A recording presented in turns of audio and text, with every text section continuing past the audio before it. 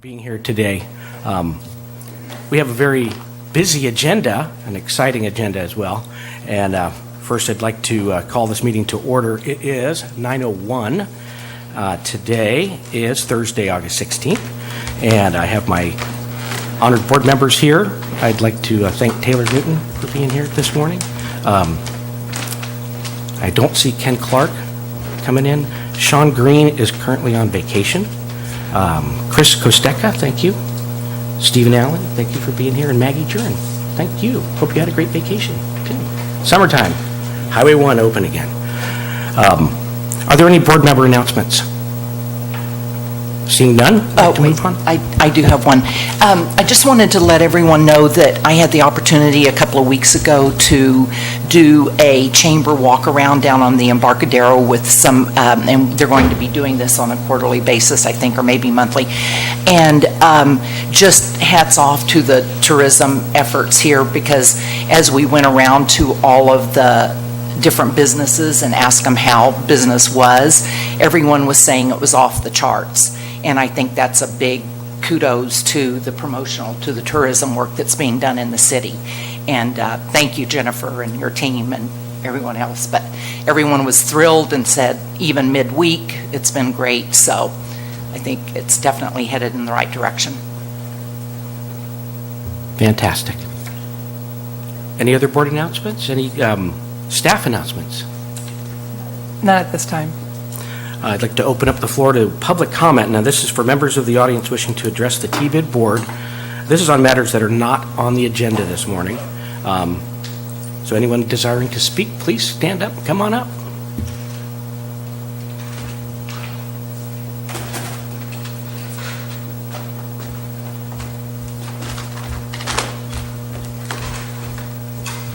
Judy Salamaka, a resident of Morro Bay. I have brought today an invitation and an encouragement to attend a very, very special thing that is going on September 15th. I've been a member of the San Luis Obispo Human Trafficking Task Force now for over 6 months, and amazing things are happening with this task force, but also some awareness was realized that we needed to be aware and learn what the incidents and the what's happening with human trafficking in our county and in our state and in our world.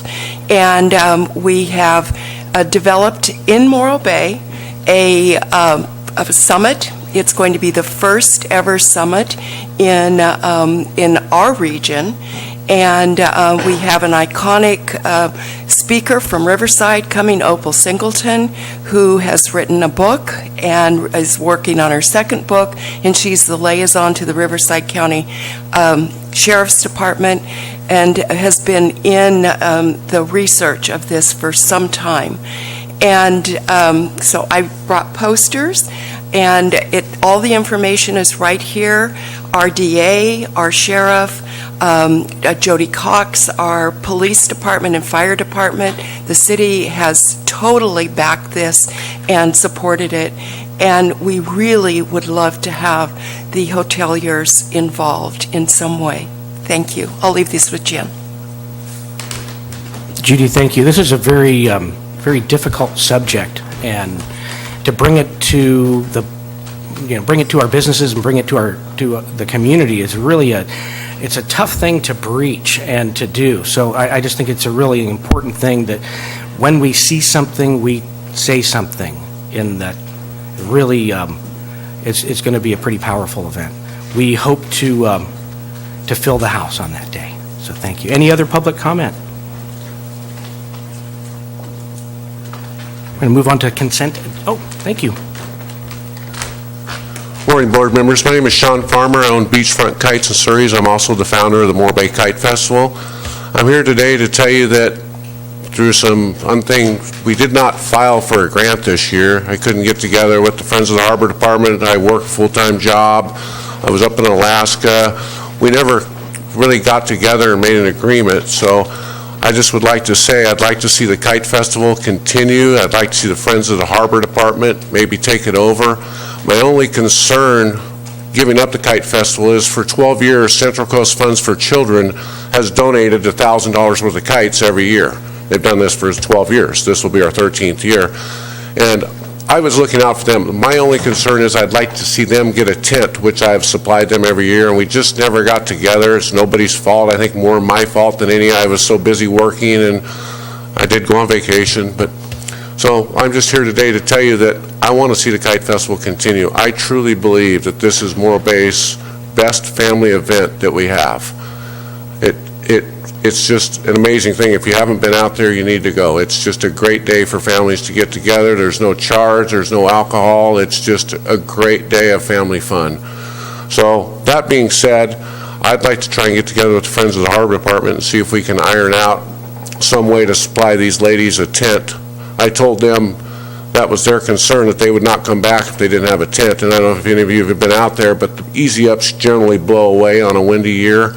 So we've supplied them with a heavy-duty tent that we pay for, and it runs $500 a year. So my concern is I don't want the city to pay for my tent. I will pay for that. I just want the Central Coast Funds for Children to be able to continue to give away the kites that they do for the kids. So if there's any way that we can make this happen, I would like to see it happen. I want the Kite Festival to continue forever. Thank you very much. Thank you. Floor still open for public comment? Seeing none, we're going to move on to our consent agenda. Everyone have a chance to review the minutes?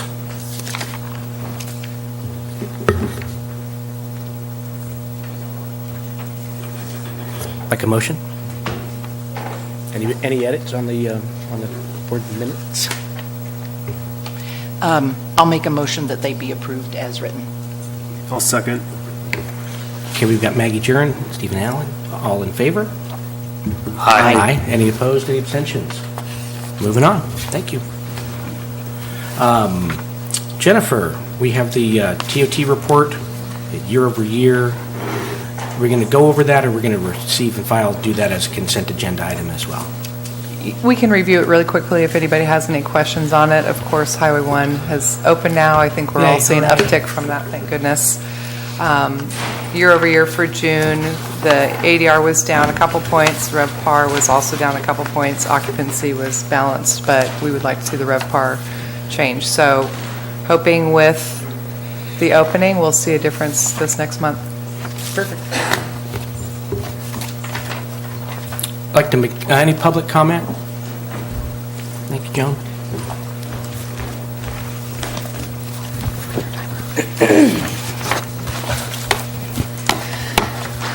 Good morning, TPIT Board. Thank you for volunteering for the work that you do. I think what you're doing is terrific. I know the amount of work that can go into sitting up there on the dais. I'd like to discuss a little bit of your TOT numbers for you.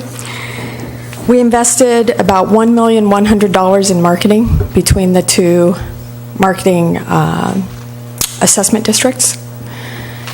And we saw, for hotel growth, very, very little growth for the return on our investment. In fact, I hate to say this, but had you gone down and put the money into a Charles Schwab account, you could have met once last year, had a lot less work, and had a lot more growth.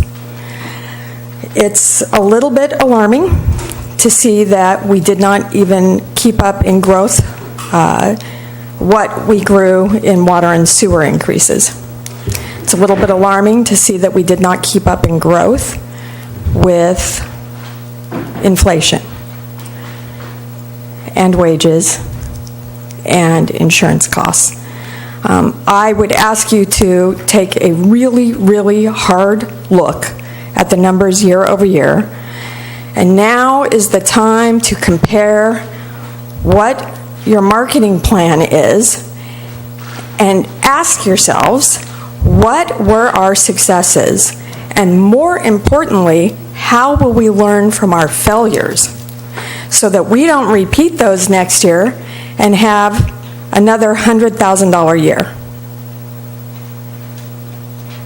Because it's your job to grind the wheels of economy in Morro Bay. And I know you're going, oh my God, she's going to come up here in a few minutes and she's going to talk to us about grant funding. And here she is making an enemy before she tries to make a friend. But my grandmother always said, and I believe in this, honesty is the best policy. So we need to really, really be honest with ourselves when we're examining what we're doing. You probably should put a subcommittee together to sit down with Jennifer and really look at some of the programs that we're doing, whether it's with our marketing firm or our in-house programs, and look at how you can make those really grow.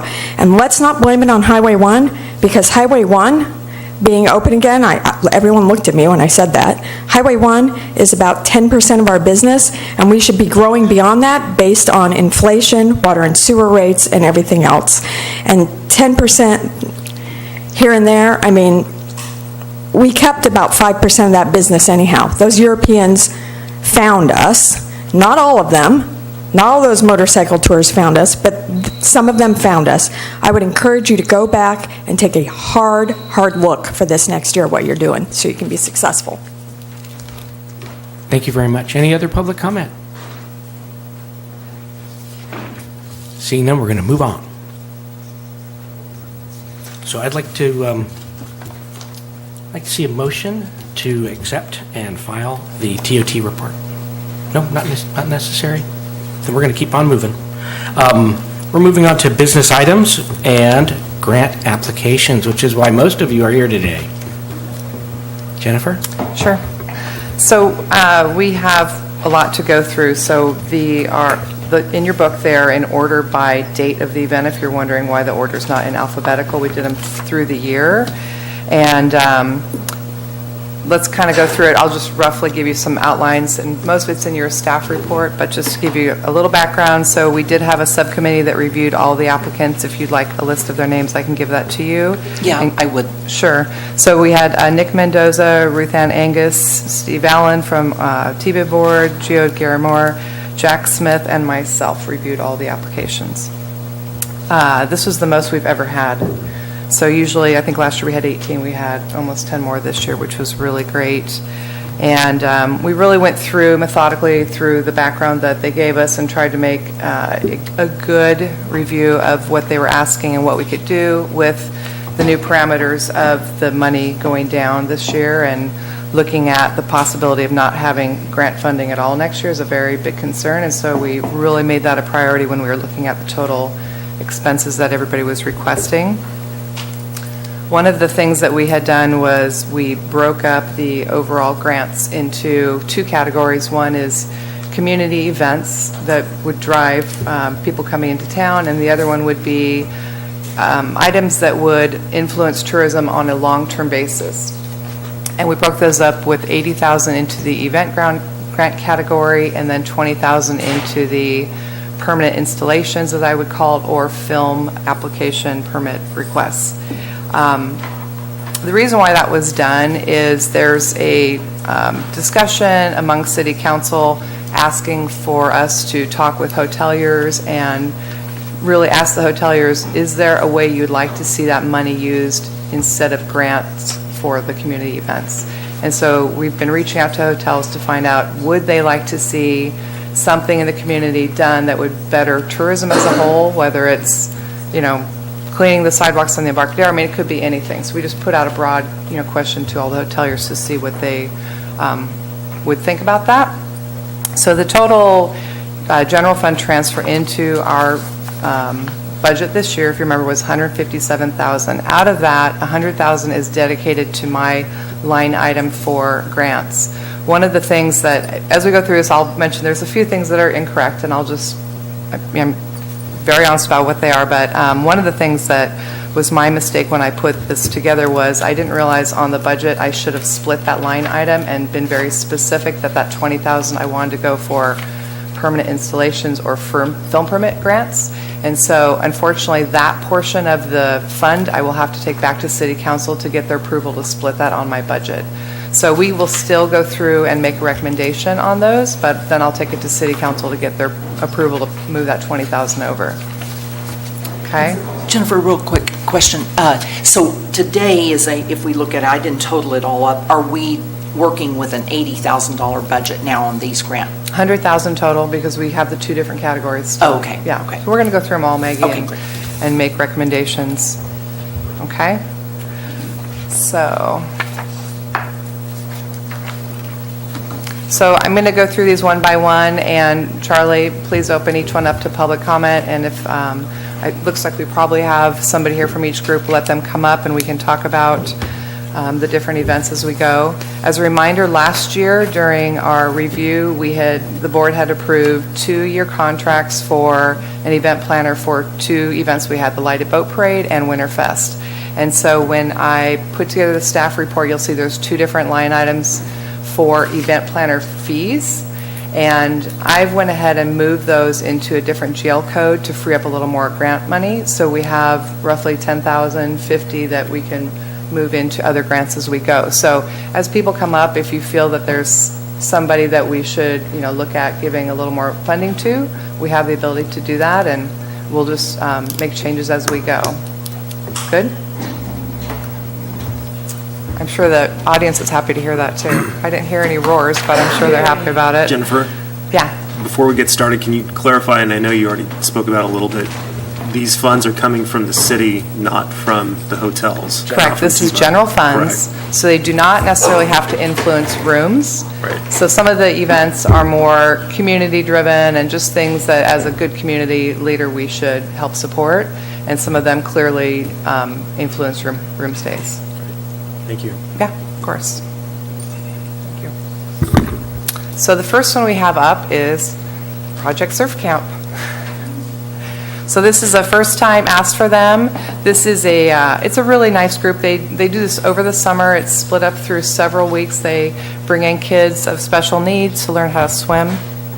There are roughly 135 out-market campers that come in for this event, and 142 are in-market, which could be within I'm calling in-market like a 30 to 40-mile drive, so they don't spend the night. Room influence, I would estimate it's about 13,000 over the length of the event, but again, this is during summer, so that to me is not really of a concern of ours. I had put off putting an amount on this when I was reviewing them because I really felt like they needed good income from us. I really wanted to give them a good-sized grant, and I wanted to go through all the grants and see what we had left, and that's when we came back around with the subcommittee, and they had recommended $1,500. So they're here if you want to talk with any of them, and any questions for them? I'll open the Yeah. floor to public comment. Thank you.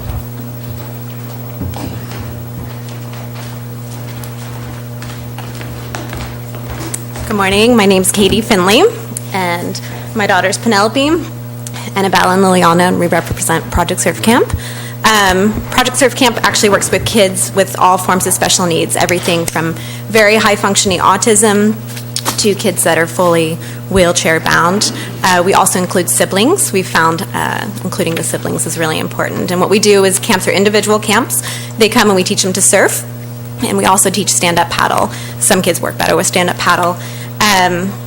It's a really unique program to this area. We have amazing programs in this area for surfing for our local kids, and unfortunately a lot of them turn down the kids that we accept for surf camp. We have some really sad stories of families that have tried to put their kids in mainstream camps and have been turned down because they don't have the staff for kids with special needs. Our staff includes special education teachers and also teenagers who have been trained.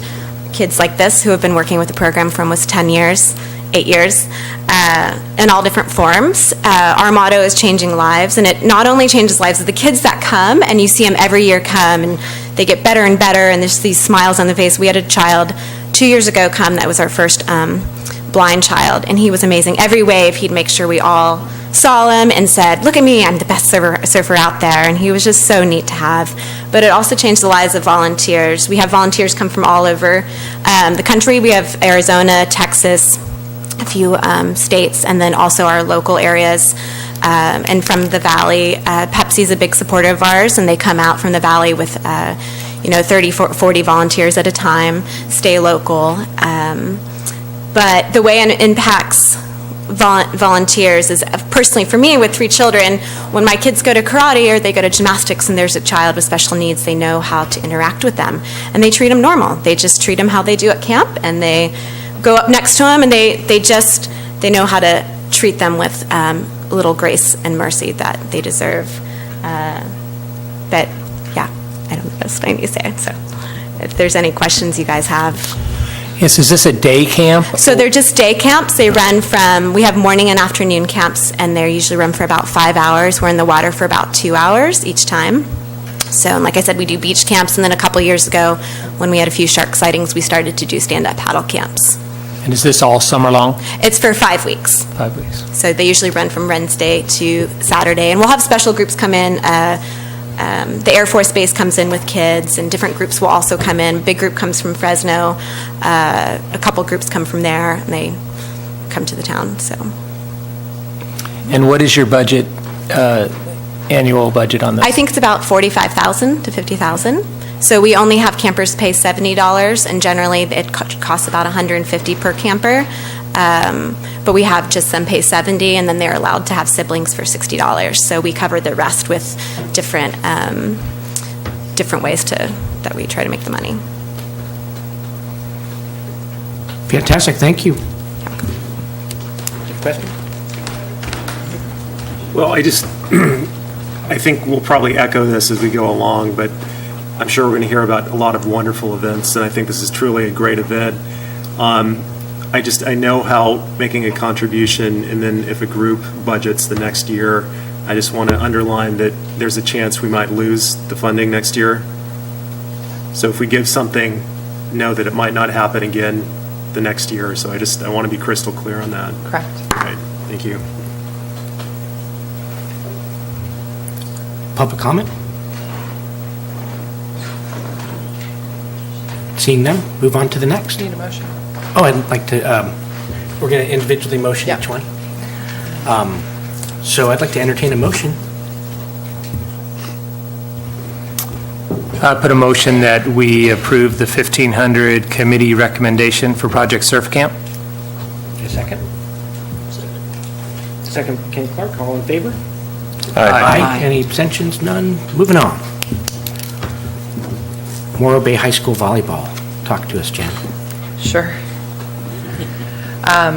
So they applied for a grant last year. They received $1,500. The recommendation is to lower this only because with it being high schoolers, the subcommittee felt that it does give them the opportunity to go out and fundraise, which we would, of course, always like to influence our young students to work as well, right, towards something. So we did lower it. We do have extra funds. If you want to increase that a little bit, you're welcome to do that. I'll leave that open to the board. And I don't know if there's anybody here from, yeah, come on up.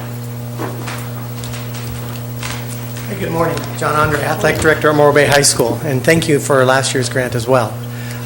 We host a number of tournaments at Morro Bay High School, and we moved to the central section now, so we've really encouraged schools from the valley to come over and participate in our tournaments. And when we do that, they come over and they stay, and we usually put together what's called a hospitality room, which basically feeds the coaches and some of the players and stuff to keep them interested in continuing to come to our tournaments. And the money that you give for that to us through the grant goes to this. So, any questions? And how many day tournament is this? This is a 2-day tournament. It runs Friday and Saturday. And the dates on that again? The dates on that would be the 14th and 15th of September, or the 13th and 14th, that Friday and Saturday. Approximately how many people would be attending? Well, it's about 30 schools, and they each bring 15 kids, and then probably 15 to 30 parents, so roughly about 500. It definitely fills rooms, too.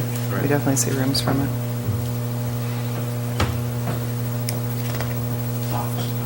Comments?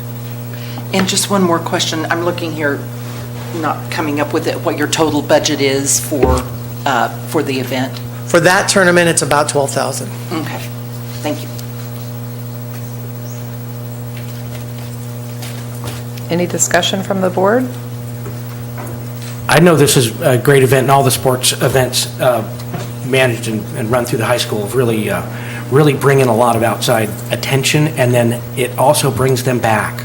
So the families and the students get to come out, and then they find out how beautiful and wonderful this is, and they want to come back over and over again. I'd like to suggest or make a motion to double this, with the caveat that we need the students to match it. We really would like to see them put together some fundraisers to match the funds, but I'd like to throw $1,000 at it.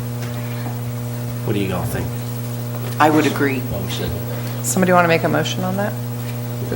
Can you make a motion?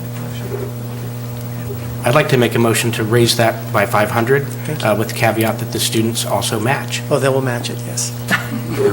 And then some. I'll second. Right, Joan? Calling a vote?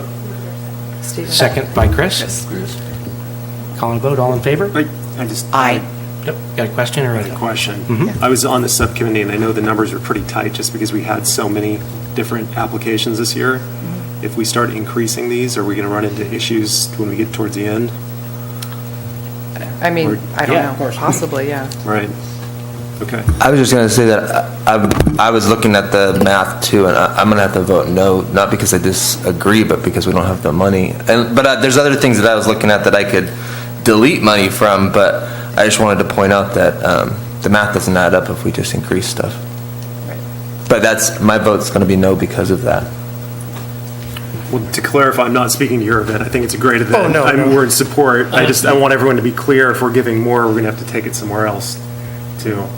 You don't have to What's take our it from surplus? somewhere else. We have an additional $10,000 because I pulled the two event planner fees off of the grant list. Okay. So we have So we have a 10,000 free more $10,000 that we can Spread put other across places. Yes. everything. Okay. So Great. no, I don't think you should increase every grant. I think you need to look at them one at a each one. time. This one was significantly reduced from last year, so I think Right. this would be a place to look at increasing. And that's why I made the... But we have a total of 10,000. Yes, additional. Got it. Okay. I'm going to recall that motion. I'm going to call it again. It's on the table. I think we just have to vote. We got to vote? We got to... All in favor? Aye. Any abstentions, any objections? So I'm a no. Thank you. Moving on. We're going to move on to Taste of the Grove. Thank you very much. Thanks for your comments. Great event.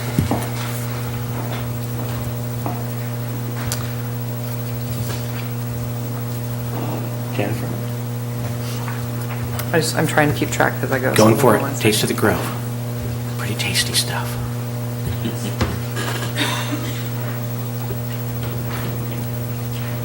Okay, so Taste the Grove, fantastic event that the Chamber has cultivated, and I don't know if any of you have been out to it, it's on Highway 41, it sits down in this really cool little grove that you can't even see from the road, and you go down there and it's this just epic little space. It's really nice.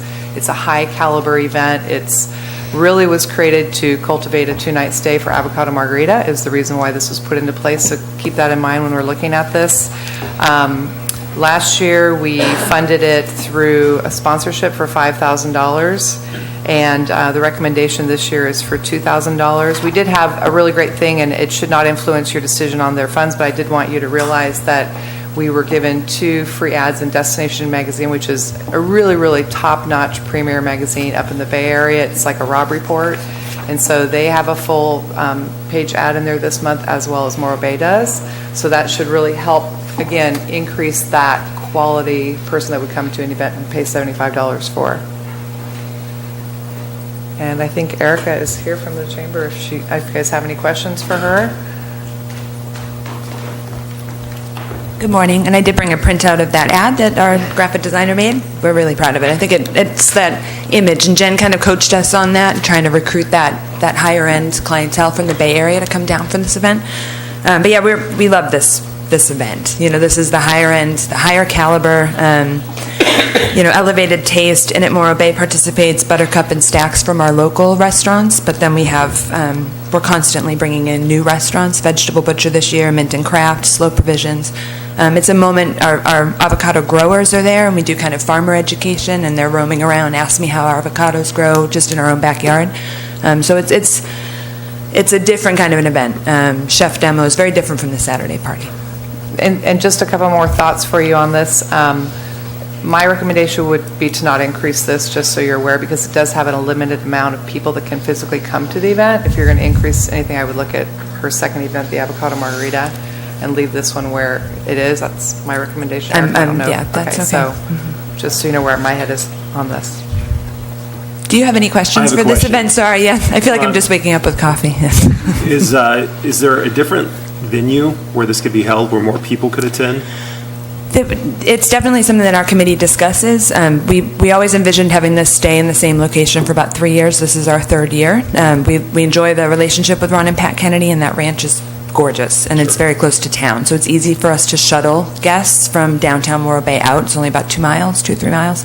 In terms of attendance, the party on Saturday is, 11,000 people this year. We want this to be an intimate evening, and it feels a lot like being in someone's grandiose backyard with amazing food and that kind of thing. So we don't want to grow it too much to dilute the intimacy of the event and the sort of specialness of it, because it does sell out. And we are on a max capacity attendance limit with this venue. And the other venues that we have looked at also have attendance limits, that kind of thing. Does that help answer your question? Sort of. Thank Okay. you. What is the max attendance? 250 for guests. 250. Mm-hmm. Got it. And we fought for that one. It was 200 for the last 2 years. Is this a for-profit event? Not that there's anything wrong with that, but... Yeah, I mean, I think we are a nonprofit, and we run our nonprofit like a for-profit business. This is a city council event? No. I'm not part of the city. Chamber. This No, is I mean chamber event. No, yes, this is a chamber of commerce event. Mhm. Okay. Yeah, and all of the restaurants that participate are there donating their time and their product. We give them avocados, and then sometimes we do a stipend if they're using proteins and things like that. But for the most part, these are, I think it's 22 restaurants and high-end wine, cocktails, and beer and cider who are coming and donating their product. So they're underwriting the cost of this event. What's going on? Sorry. That's okay. And Erica, the funds, we've got 2,000 here. How would those be used? Marketing, absolutely. Marketing, okay. Yeah. That's true of Avocado Margarita Festival and this. We want to recruit new people every year. And we're so close to the event. Mm-hmm. You still feel like I guess we're a month out on it. Oh yeah, we've already committed the spend. So this will help us to backfill that. We have already. It is so close to the event. We've already committed all of our funding. We start planning both of these events in January. Yeah, very good. Okay, thank you.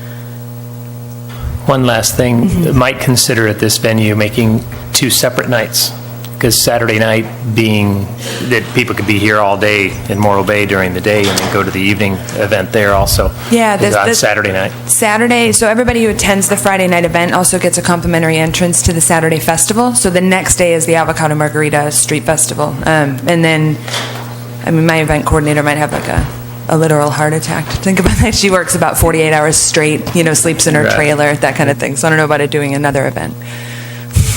Just to be honest, yeah.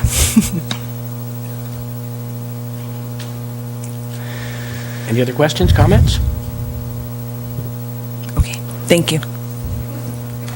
I'd like to entertain a motion. I make a motion Public comment, sorry. I'm so sorry. Just in case we have anybody who wants to talk, public comment, floor is open. Seeing none, I think we'll entertain a motion. I'll make a motion to approve 2,000, sorry. 2,000, 2,000 in funding for Taste of the Grove. I'll second. And a call and a vote. All in favor? Aye. Any opposed, abstentions? This passes. We're moving on. Sorry, our PowerPoint is not working, but they're trying to get it fixed, so.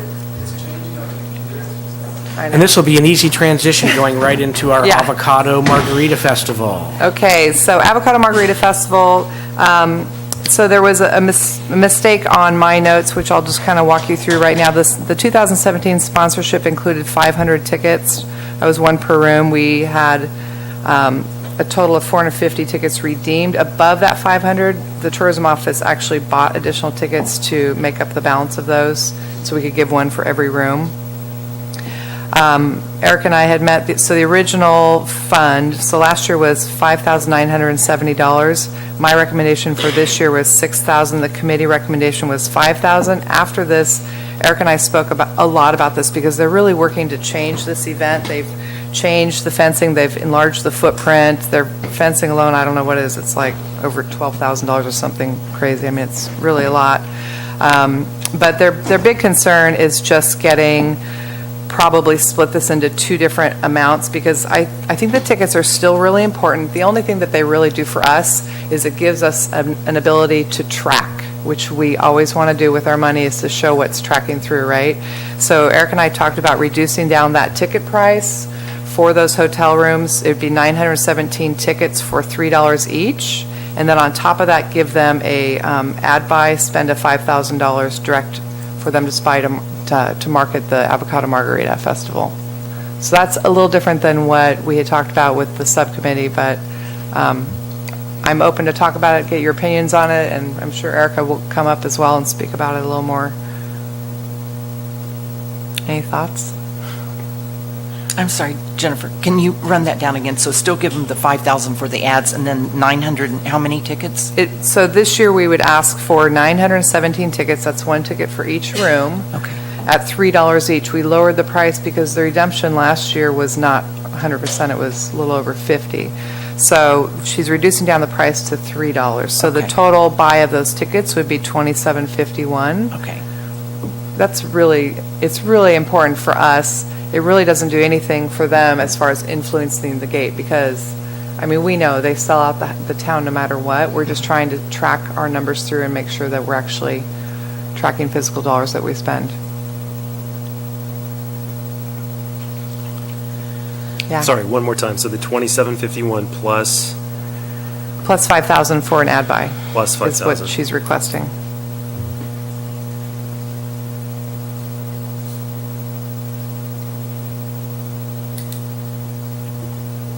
I would make a motion in support of that. You have a Prior to public that, I'd like comment? to open the floor up to public comment about this fine event.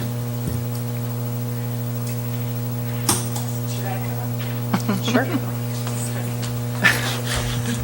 Well, thank you. Jennifer and I we worked this out. So to reiterate, the event year over year, 16 to 17, grew 35% in attendance.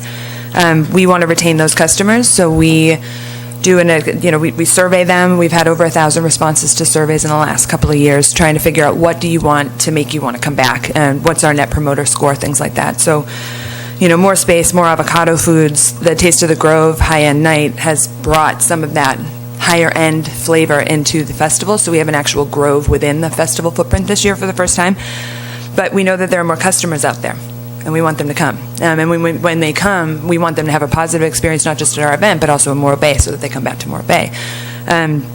So the ad spend, we're always trying new markets. So this year we're doing northern Santa Barbara County through cable, which we've never done before. We produce the event, or the commercial ourselves, and we're putting more money in social than we ever have before as well, just true spends with Google AdWords and things like that. So we're going to track the return on those.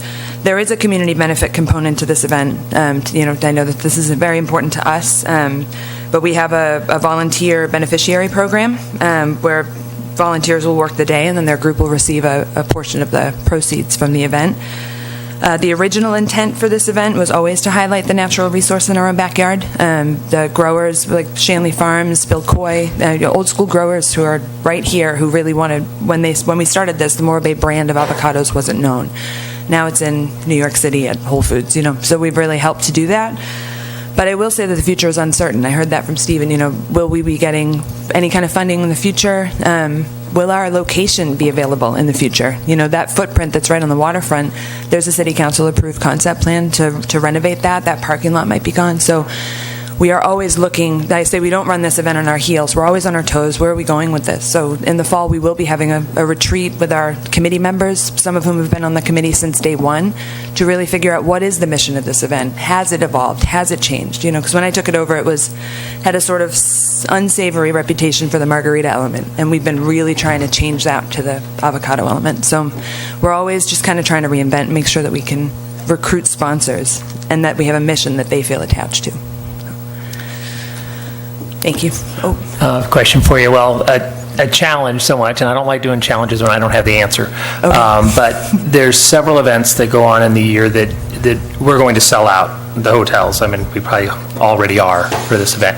So the challenge would be, like the lady who spoke earlier, is how do we springboard off of this to create all these people coming into town for repeat bookings? You know, do we capture their information when they come in so that they can be put on to a mailing?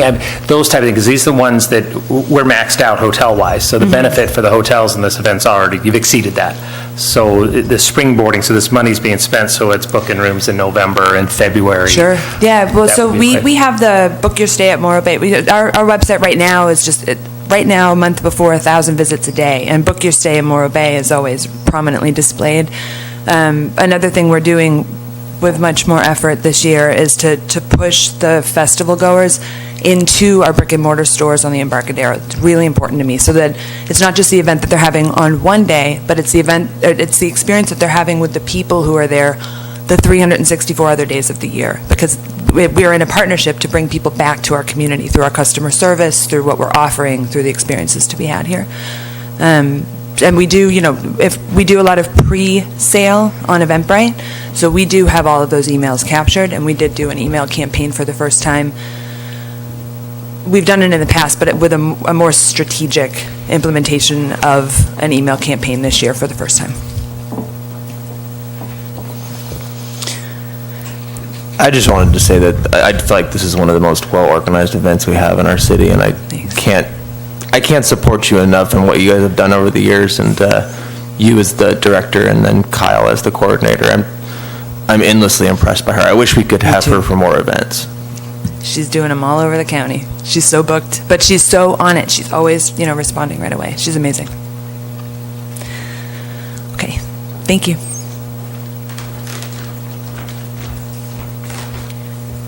Good morning. My name is Joan Solu. I'm a resident of Morro Bay. I love the Avocado Margarita Festival. I think it fills rooms. I think it's terrific. I, too, love what Kyle and the Chamber Board are doing down there. One thing I would say to you is I love the idea of the $5,000 in marketing, and Chris, I don't know how to say your last name. I am so sorry. I really don't want to botch it. I think you're on the right track. You're asking a great question, which is, how do we turn a full city of festival goers into future customers? So one of the things I would say to you is, with this $5,000 of marketing, I would implore you to make the marketing contingent on the Avocado Margarita Festival sharing their direct database with Jennifer, so she gets all the names and contacts of their direct database. That would give her a database of folks who are interested in Morro Bay, interested in the festivals in Morro Bay, and will likely, guess what, return to Morro Bay. So that would be a way of marketing to them in the future. Additionally, the 917 tickets, I would say to you, do not pay for a single ticket that you don't use. If you're going to give 917 tickets, make them Astro Bright tickets and only reimburse for the exact tickets that are used. You wouldn't go out and buy 917 gallons of milk and pay for those, and then only have 4 students from the high school show up to drink milk. So it's the same exact thing. Don't spend money that you don't get a return on your investment for. So those are my comments to you. I totally support the Avocado Margarita Festival, but I would not spend money that you're not sure that you're not getting the return on investment for.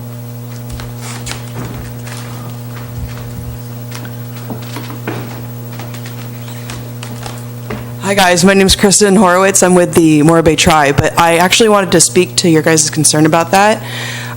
I know for a fact that a lot of my triathletes are either coming back from this or we're getting them from the Avocado Festival. I've been doing a lot of research this year, and it's been interesting. A lot of my friends who are from out of state are coming for it. They're doing a really good job of both bringing people and then bringing them back, and we're doing some other stuff where we're doing like clinics and things, and a lot of people are finding out about us through that kind of stuff because I'm doing targeted ads for people who are here in Morro Bay during the Avocado Fest. So something to think about is when you have full slated summer events and you want people to come in the fall and the shoulder seasons, it's really interesting to, if there's a way to get those of us who are in shoulder seasons to be able to speak to those people and like connect to them, and I've learned how to do that by spending $10,000 on a consulting firm.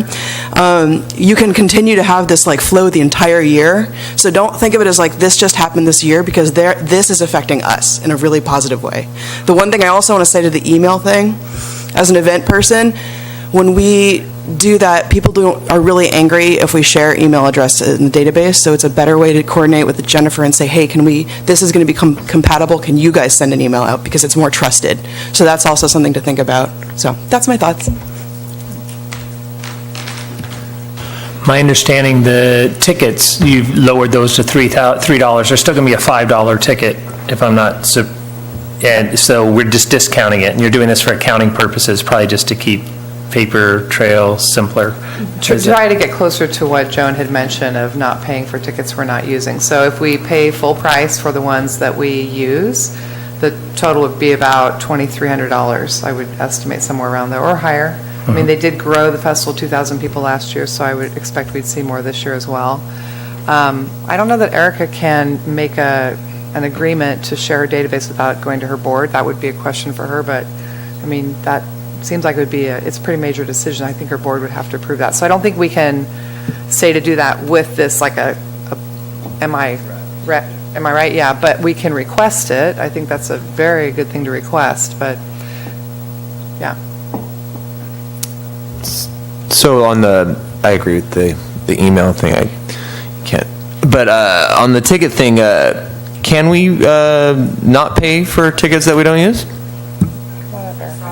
It's okay. So I was wondering, I mean, since we've always supported this, can we not pay for tickets we don't use? Yeah, if you guys want to do a consignment program, that's okay. I just need to work with Kyle to figure out how we'll track them. But it worked last year. Yeah. So and we still have the $3 discount. Or the $3 price. Tickets, $5 during the month of May. They've gone to $6 right now. They're $7 at the gate. But we did a $5 ticket deal straight with the T-bid last year. This year we decided to bring it down to the group rate of $3. Right. But yeah, we can totally do a consignment program if that's how you'd prefer. Yeah, I mean, I think if we were paying $3 per ticket of the ones we actually use, that would work out well for us. And I mean, we've been supporting this since the tickets were $1 a piece. I wasn't around then, so. I was. I'll take your word for it. Yeah, great. So if we do that, we need to hold money aside in our grant bank, assuming that we're going to have to pay for tickets. I think if we set aside $2,500, that should do fine. If you guys are okay with that, so. That would be on top of the 5? Correct. Okay. If that's what you're talking about. So we would grant them the $5,000 plus a reimbursement for every ticket that was redeemed. Yeah. At $3. So does somebody want to make a motion on that? Or?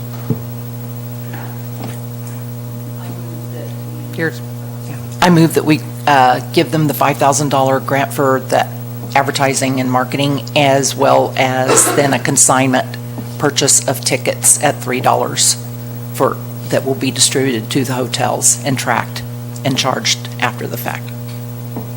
Maggie, do you want to request information about the database to be considered? No. Nothing. I know. You can add to her motion, Steve, if you want to. I think, can't you? No, you can't? Oh. I can't. Okay, you can do a second motion if you wanted to, though. I second her motion. Any discussion? Let's call for a vote. All in favor? Aye. Aye. Any opposed? We're moving on. Thank you. So I would make a second motion that we request some information on the database from the chamber for some shared marketing purposes, at the approval of their board. So you're requesting for them to share their database exclusively with Morro Bay Tourism upon their board approval? Maybe it doesn't have to be as thorough as their entire database, but if there's just some way that we can share the information so we can market, directly to these guests in the future. Yeah. Yeah, absolutely. Yeah.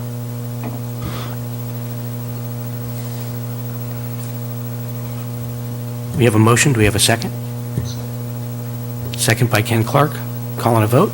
All in favor? Aye. Any abstentions? No. Nope. Thank you. Moving on.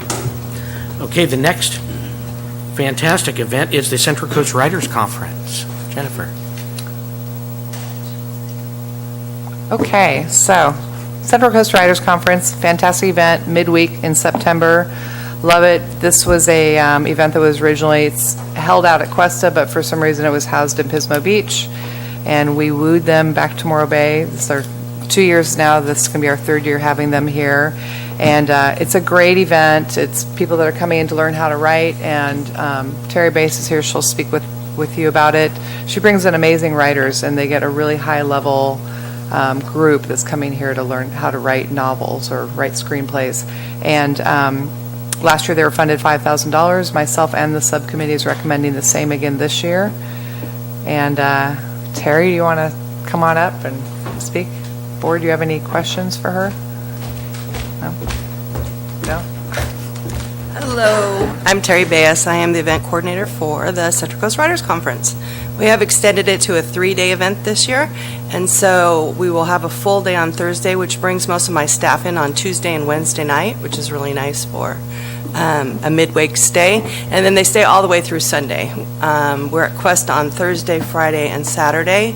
We do networking events in Morro Bay. We have one on Friday night at the Inn at Morro Bay, and then on Sunday we do wine tasting. We make them rent things that float, and we do restaurants and golfing, and so everybody kind of segments off and does their own little thing.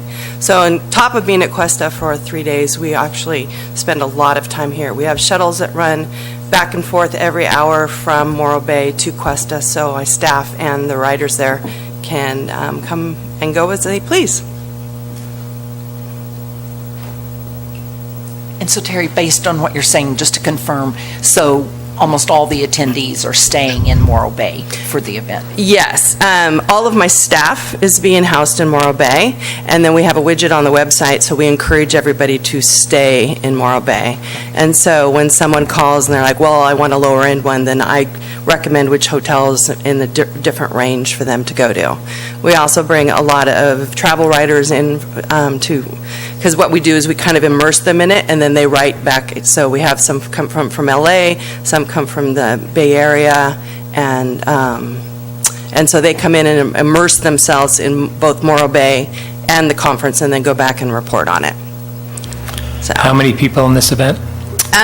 my staff is over 100, and then we usually have 200 to 300 attendees, and they're about 50% local and 50% out of town. So we have writing clubs as far away as Lake Havasu, Arizona, that come and bring a whole group and stay and do the whole thing. Because of our proximity to LA, the amount of talent that I get up here on very big Academy Award-winning writers makes a big difference. So this year, the teens are going to be supported by Ricky Roxbury, he's an on-staff Disney writer, and he writes How to Train Your Dragon and Tangled, which are ongoing weekly Saturday morning cartoons if you have grandkids. And then we also have Donald Hewitt, who wrote Howl's Moving Castle and Spirited Away.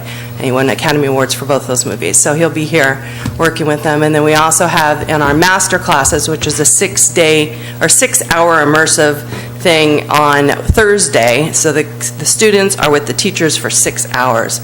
So we have Doug Richardson, who wrote Bad Boys, All the Bad Boys, All the Diehards, one of those ones where they steal the baby away. Anyway, they're all those kind of movies. So he'll be teaching people how to write the opening scene of a movie, and the whole idea of this course is that the students will leave with a finished script.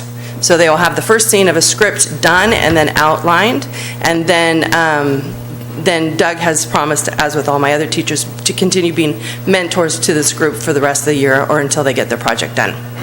So we have Peter Dunn, he has 38 Emmys, everything we watched in the 90s. He either wrote, produced, or directed. He did CSI, JAG, Melrose Place, Dallas, Eight is Enough. I mean, literally anything you can think of the 90s he did. So he'll be teaching people how to put heart into their characters, because all of his stuff was very successful because people fell in love with the characters.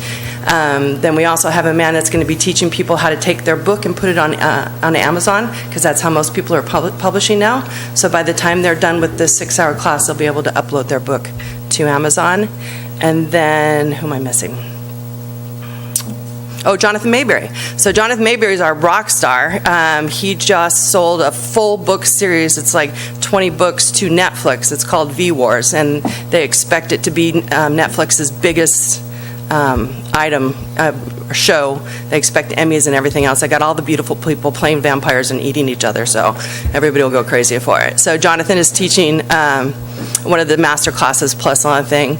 And then on Thursday night, we have our keynote, and this year it's called Wine, Women, Wisdom, and Words. And so we have 6 women that will be on stage talking about the stories that they learned from their grandmothers that made them the strong women writers that they are today.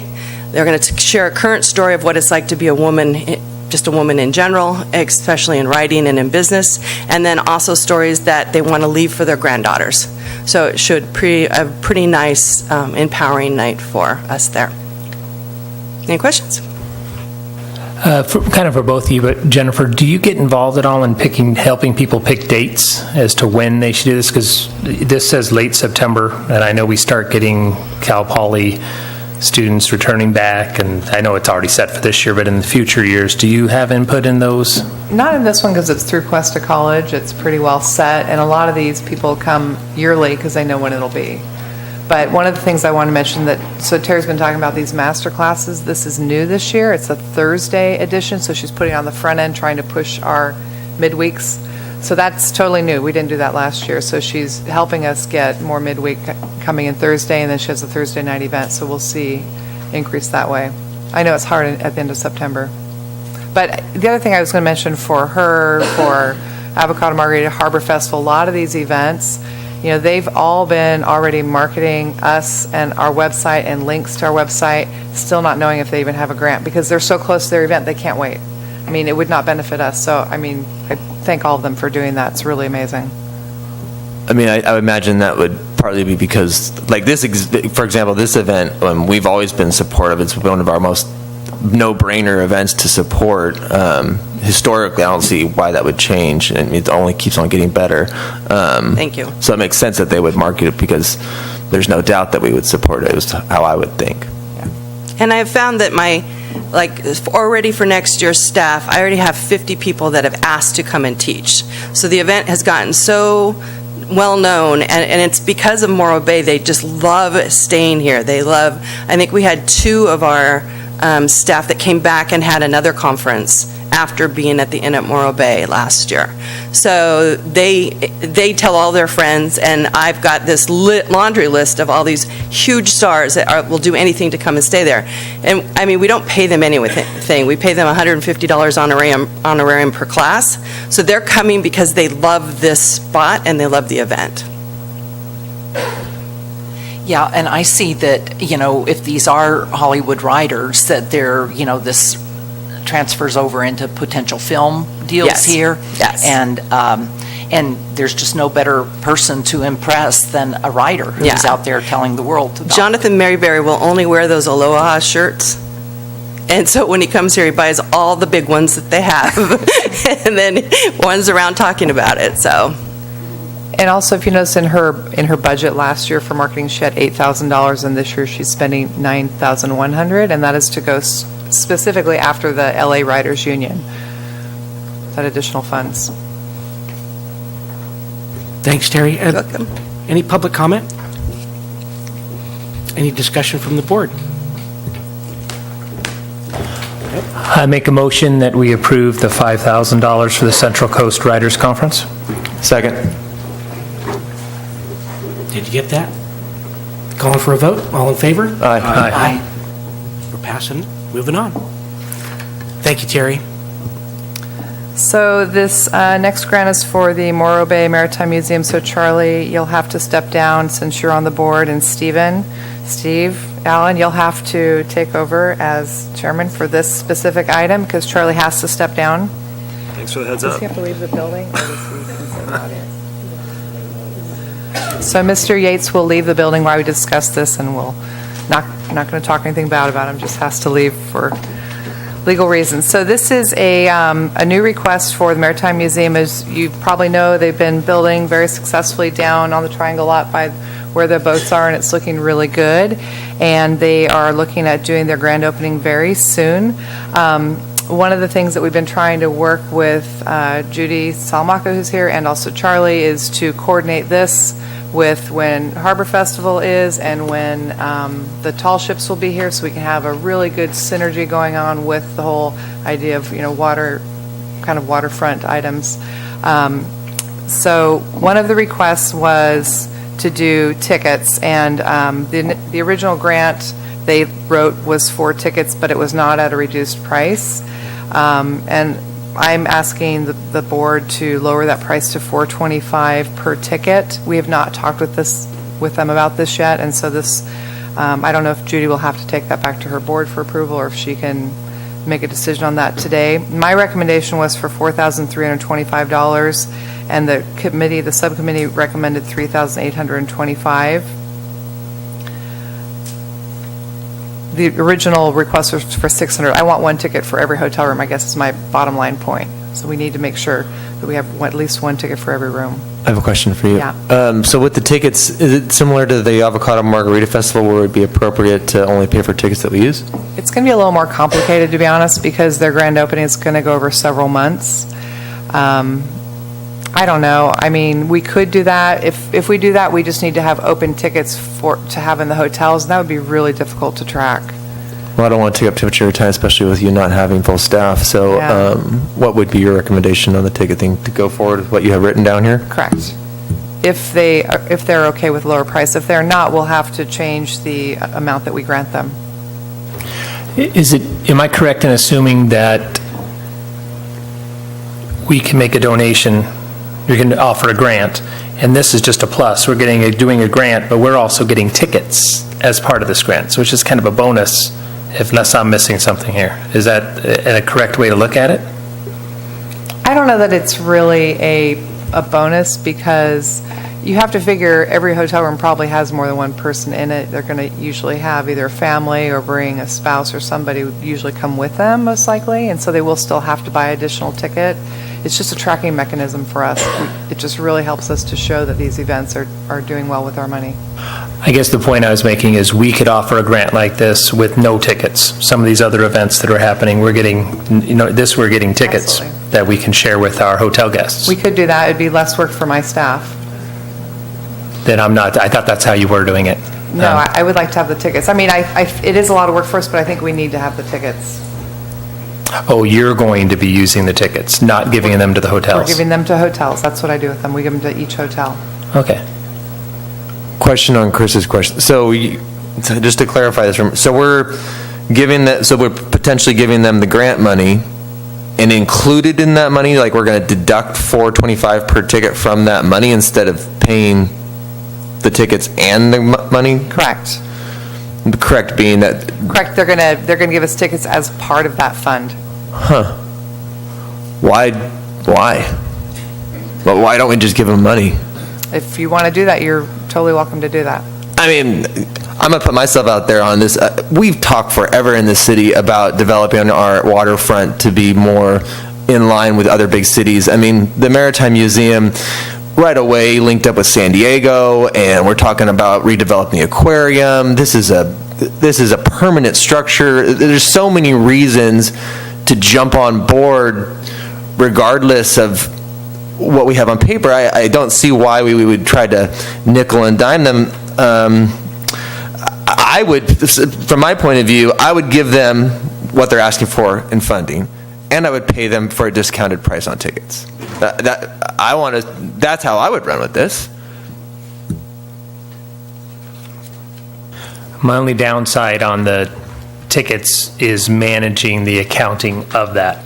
That it sounds simple in theory, but it becomes sort of complex. It is. It's very so, complex. doing that, golf tournaments I've run in the past, and That's always a tough part, is the flow of money. What they're I say the asking for is tickets are fine, and it's something that we're offering to our hotel guests, gets them in, and maybe they come back and they're a paying customer in the future. I kind of like the way it's written up now. What they're asking for, just so you're aware, is $5,000. That's their original. So yeah, if there was a way to make this simpler on your staff hours and give them more money, that's what I want. I mean, this is one of the, I can talk all day about why we should do this. I've been in support of this since the beginning. If we can give them $5,000 and then make it so that their staff time does the accounting, so that it's not taking your time, because you don't have time. And then let's not forget, we lost our major staff member. We still don't have them. Time is worth more than tickets. That's where I'm leading with this, Judy. Thank you, Taylor. And if I could make it, Judy Salamanca, and I'm on the board of the Maritime Museum. And we are very excited that within the couple years that we promised we would deliver a building, we're delivering you an interpretive center for the city. Let me make this a little bit easier, even we hope for you, is we are trying as quickly as possible to finish all the interpretive exhibits within the museum. We've had a charter campaign that was very, very positive, and now a brick campaign that's been extremely positive. And over 200 bricks we have sold in the last couple of months, all to our community.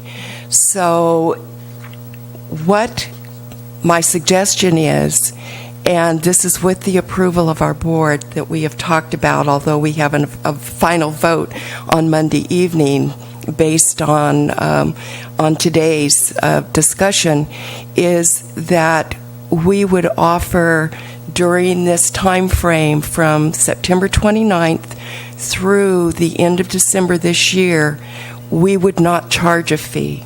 It would all be, admission would be free. I love that. So we wouldn't need to deal with tickets. We will do accounting because we want to do the tracking, but we want to thank our community and all of the visitors that have come in and donated to help make this happen. That's great.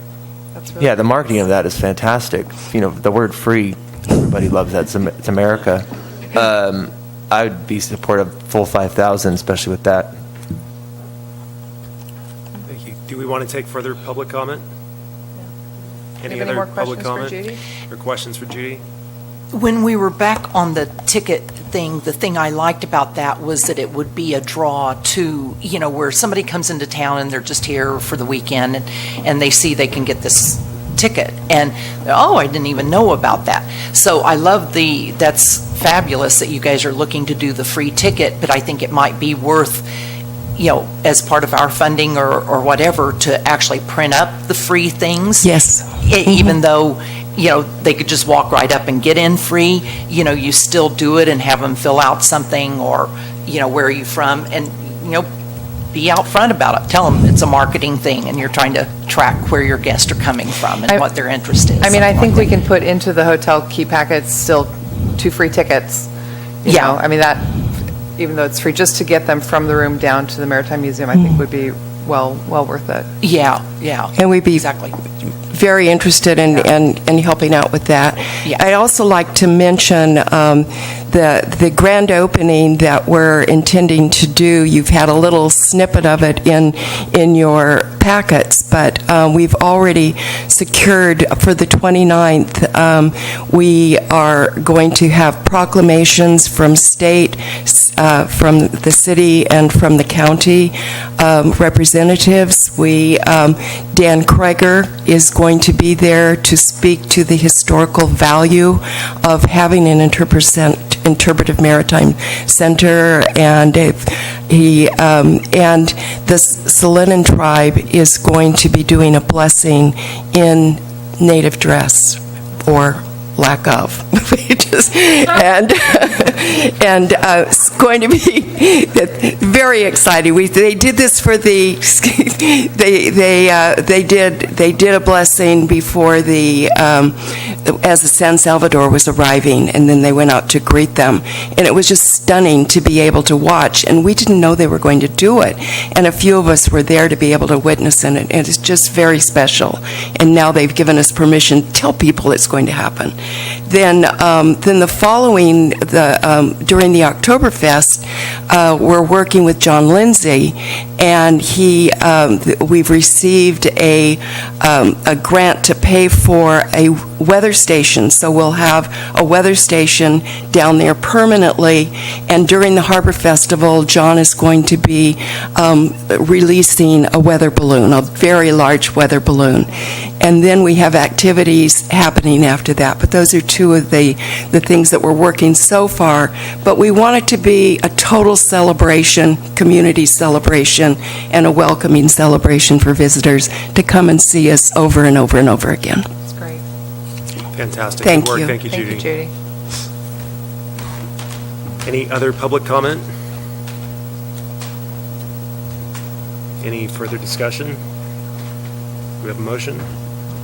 I'd like to make a motion to make the grant for what they requested, which was $5,000, and that's in notation. Tickets are free. We're going to do the marketing suggestion of handing out some kind of ticket that says free tickets so that we can track and get email addresses, possibly what Maggie talked about. Anything else I should add to that motion? Okay, that's my motion. Good. I would second that motion. All in favor? Aye. Aye. Thank you, thank you, thank you. Can somebody tell Mr. Yates to come back in? I will. Okay, thanks, Judy.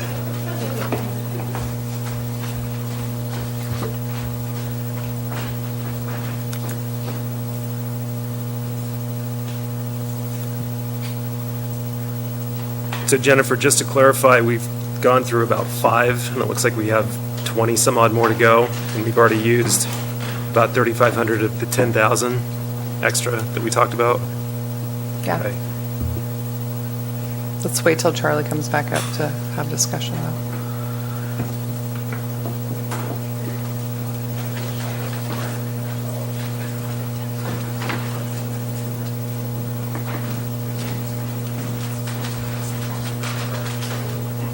Welcome back, Mr. Yates.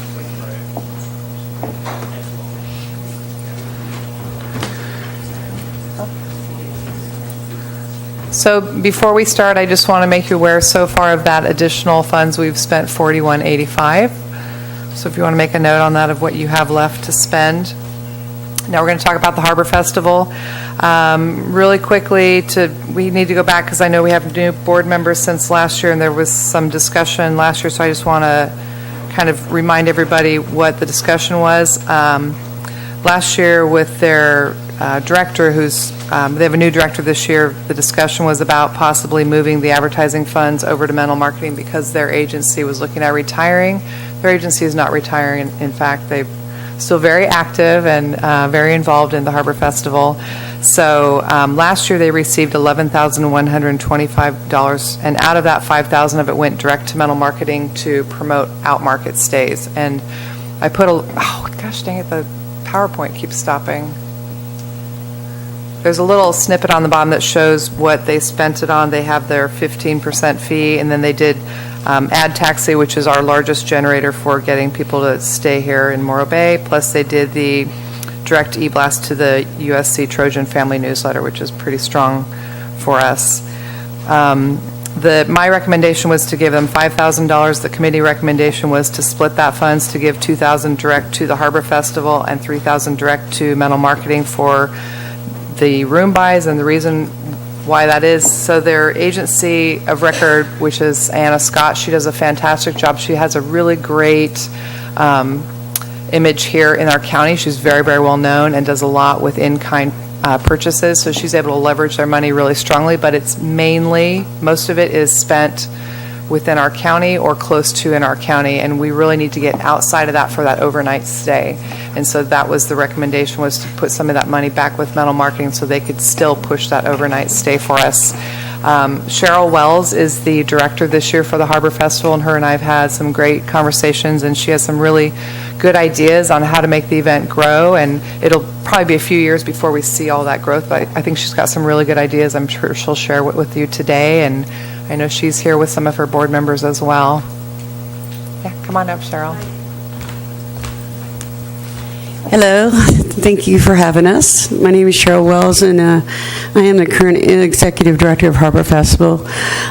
Maybe some of you might recognize me. My years of Harbor Festival, I started in '92 as just a broadcaster volunteer, and then I joined the committee on there.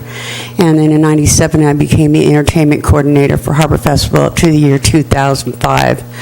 And I was the one who started doing all the headliners the year I started in '97, and continuing on to book all that. I also came back in 2012 to do entertainment, and last year I was on the board, and this year I took over as Harbor Festival Executive Director.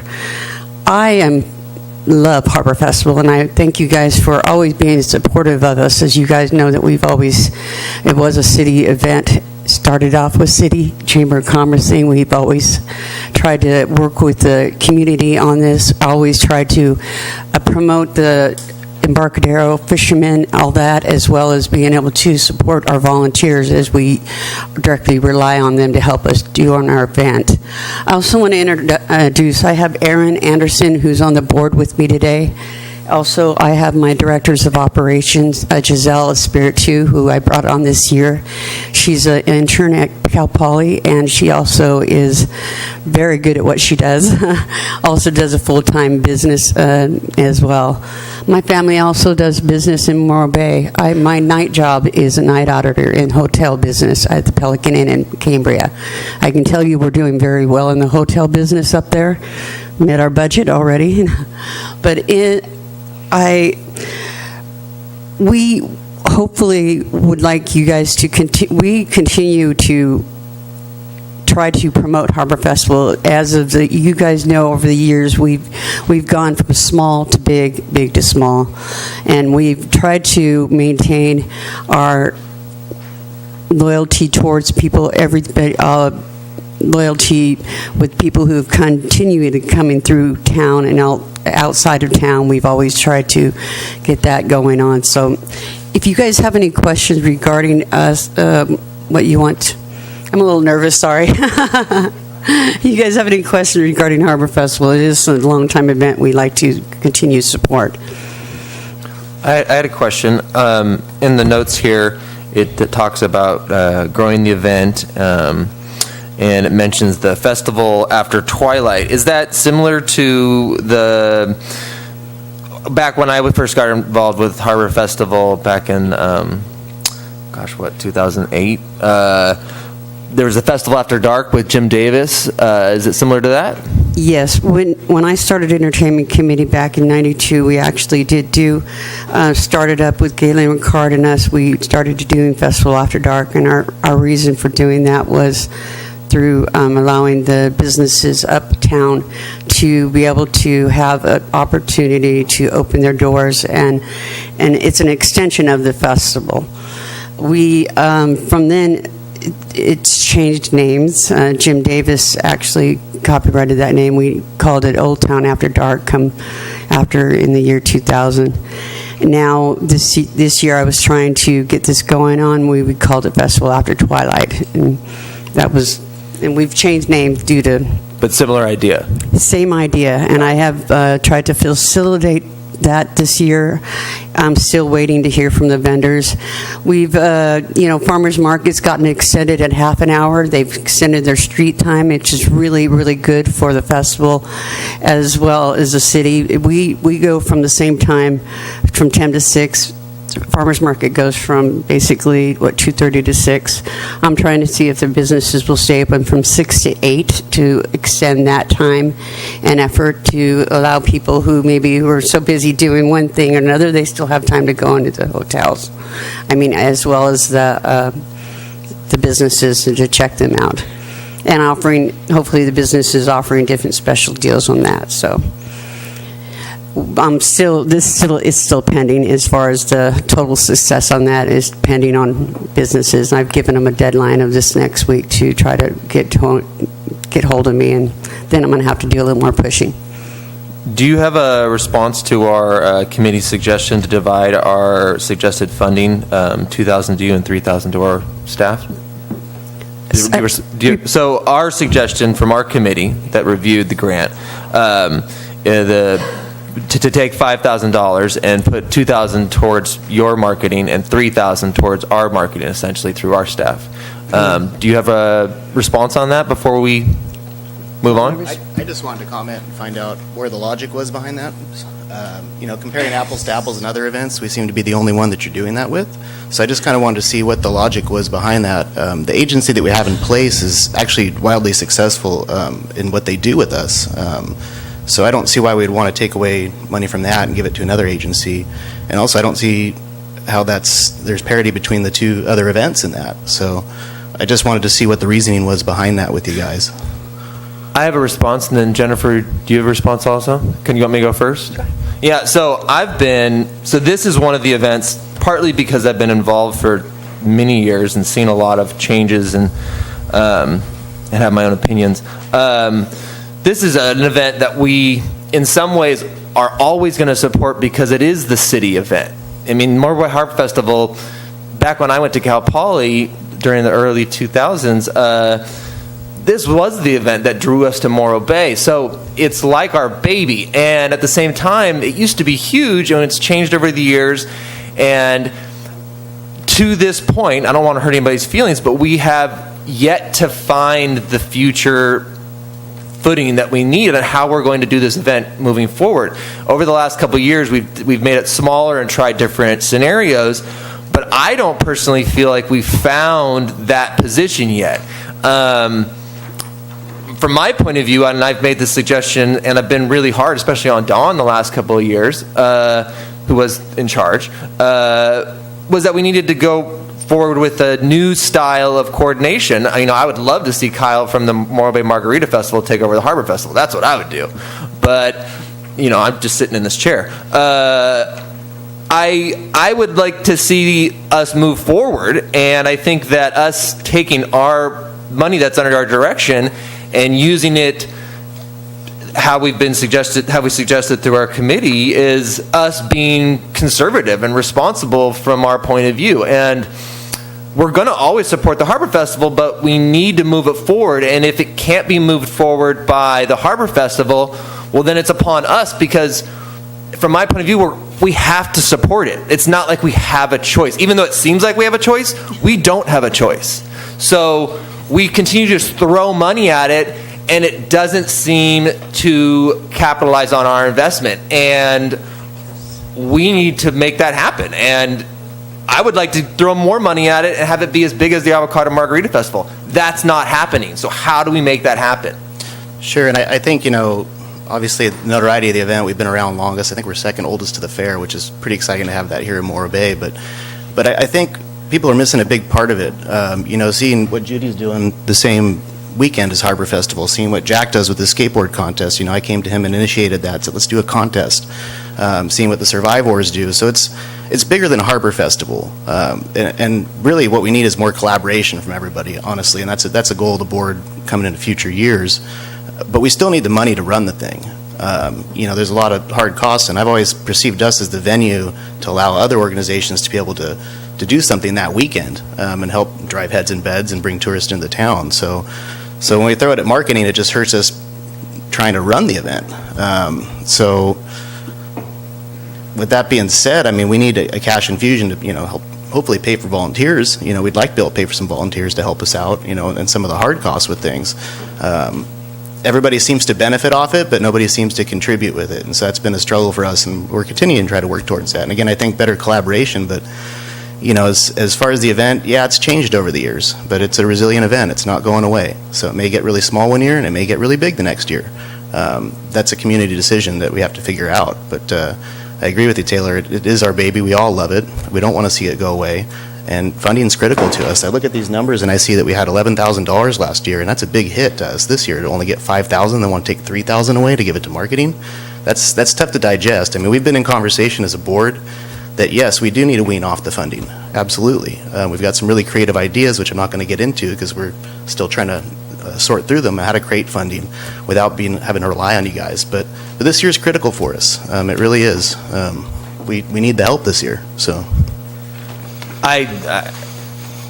Just to continue the conversation, we have to support you, but at the same time, every year we try new things. Like we tried to do fireworks, and we tried different money scenarios. But from my point of view, we keep on keeping some of the same things the same. Like, I'm glad that you have Festival After Twilight, but like I pointed out, that's not a lot different than Festival After Dark. And that's what 10 years ago that Jim Davis and I worked with Jim Davis. I mean, the nonprofit I run lived in the warehouse that we're not supposed to have lived in the warehouse, but we did. That was the old Sun Bulletin. I mean, I've been around. I've seen this. I'm not sitting here on this chair spitting nonsense, and I want to see this move forward. But our committee did a great job on analyzing our usage of funding this year, and we are going to push the Harbor Festival forward regardless of what the Harbor Festival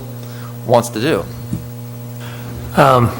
To piggyback on that a little bit, without not here to beat anybody up, but I'm new in town, so I don't have any of the history that you have, but I do know that the buzz from the Harbor Festival compared to, say, the Avocado Margarita Festival, there's no comparison. Yeah. Many more requests for those weekends or questions about that event. So it'd be nice to, again, a challenge. I don't have the answer of how to create that buzz. That's what seems to be lacking. And in reality, you should have probably more buzz, this event being that it's been here so long. We do have some stats about that as well. As far as the buzz, if you want to compare apples to Margarita Festival and even just what Morro Bay Tourism is doing. So. Hi, I have our Facebook stats based on Scott's Media, what they post on our Facebook page. So we are up 634% for our reach. Our page alone has reached 119,000 people, and this is just in the last 30 days on Facebook. Our engagement posts are up 16,858 people. And then our event page that we had just made 14 days ago has reached over 200,000 people on Facebook and has had 10,000 respondents. And 10,000 people have said that they were interested, and these are all organic and not paid posts. That's fantastic. Were those done last year? Did you have the same, or is this a new program? Way up from last year. Scott's Media has ran our Facebook page from last year and this year as well. And you say it's up this year 600%? Yes. And what do you attribute that to? It's all through how she posts on Facebook. So she posts also about Morro Bay as well, and not just about HarborFest. For example, on August 11th, a couple days ago, she posted about the 10th annual the Zondo Yacht Club, and that post alone reached 6,000 people and had 58 shares on Facebook. So Jennifer, can you explain your rationale on the split of the funding? I'd be glad to. So, I think that Scott Media does a great job. I'm not discounting that at all, but their focus is local. And that is what we're trying to do, is we're trying to step outside of that. So when they say it grew 600%, what is that? They should be able to break it down by city, by county. They can get clear definition in Facebook where those people are actually tracking from, just not a big number. We need to actually see the physical, what that breaks down as far as those numbers. As far as the comment about we're the only event that's being held dollars back, that's incorrect. We have 6 events that we're recommending to put money direct to mental marketing. and that is strictly from the aspect of trying to influence rooms. That's all it is. We do try to work with Harbor Festival, and we give them great funding. We gave $14,000 2 years ago, $11,000 last year. We actively try to make this, better for them any way we can. I mean, looking through their books, the thing that bothered me the most is it's a one-day event, and they hold an office for rent for 12 months out of the year. So, I mean, if they're looking at us, why are you doing this? I mean, there's not another event, a single event that holds an office for 12 months out of the year. That's not my concern or not my idea. That's how they want to run their business. But I think those are the things that need to really be looked at, because our money might not be here next year. I mean, that is the bottom line. So we can talk about this all day long, but are they going to be, or is any of these events going to be independent next year? It's a really big concern. And so, I mean, everybody, not just them, they all really need to look internally at how do we really tighten our belts, because if we don't have the money, we don't have the money. I mean, that's just the bottom line. We can't do anything about it. So, I mean, I'm open to whatever you guys want to do. I mean, I truly believe in Anna Scott. I think she does a really good job. We had this whole same discussion last year with Dawn Double D. I mean, we talked about it for a long time, and the intention was Scott and Mental would work together with the intention she was retiring, and that was not the situation at all. It was not what was presented to us, and so that really didn't happen. They did not work together. There wasn't any sort of synergy, and I don't know if you remember, but I said at that meeting I didn't really think it was fair for us to ask two independent ad agencies to work together. I mean, stuff is proprietary to them. It's not okay to do that. So, it's having two ad call. agencies wasn't our suggestion. That was your guys's. So, As to far as- split it. But as far as metrics go, if we're going to talk metrics, I haven't really seen what, we see we have two numbers up here, where that went, but what were the impressions with that? What did that accomplish? And all those are put on our monthly reports that we put out every month to the board, and you're welcome Well, I know. to look I'm just at them. saying, if you're They're gonna speak to all online. metrics, As then- far as total people that are on their Facebook page, they have 9,700 total people. So it's a good start. We have over 50,000 people on our page. So, I mean, you just have to look at total, you have to break down the numbers. But, I mean, you have extra money. If you want to put more extra money to them, you're welcome to do that. I mean, I'm open to hear whatever you guys think. So I've got a comment just for the board. On the subcommittee, we went through the same list. Again, it looks like we're on number 7 of 31. Okay. Very rare that we found an event that we didn't support. By the end, we ran out of money, and then we had to go back and make cuts. I think that's going to happen this time, too. So I'd urge everyone just to be a little conservative. I don't think we can go back after we make motions, right? And then readjust, no. Right. So, Could they, could they do a motion now, and then at the end, if there's other money, come back and do a second motion for Harbor Festival? Are they allowed to do that, or? Go ahead, Steve. Hi, Steve Matthews, Secretary, Harbor Festival. Just a little bit of clarification. As far as our office goes, our office is basically free. We've got 5 rooms in there. We rent 3 of them, and it puts it in check. So that's one of the reasons that we maintain an office. That and the fact that it's been there since 91 or 92. And it's real effective for the way we handle the show. Some of the things that I wanted to bring up is that we all know the history, but we don't. It used to be a $250,000 weekend back in the day when it was a 2-day event, and it was on the other end of the Embarcadero. We abruptly took that for a number of reasons, but not the least of which because of the buzz in town, that it had moved completely away from being a city event, that it wasn't for the locals, that it was trinkets and valley folks. And so we made a decision to go to, and at that point we were charging $12 a head to get in. It had inched itself up over the years. So in response to the city, to the people that live here, we decided to make it a non-charge event again, and to drop it to a single day. That dropped it basically, we have a $60,000 budget this year. And we've been just barely breaking even for the last 3 years. The first year, this committee gave us $30,000. that kind of gave us some false hope, okay, that this was all going to work on a strictly sponsorship basis.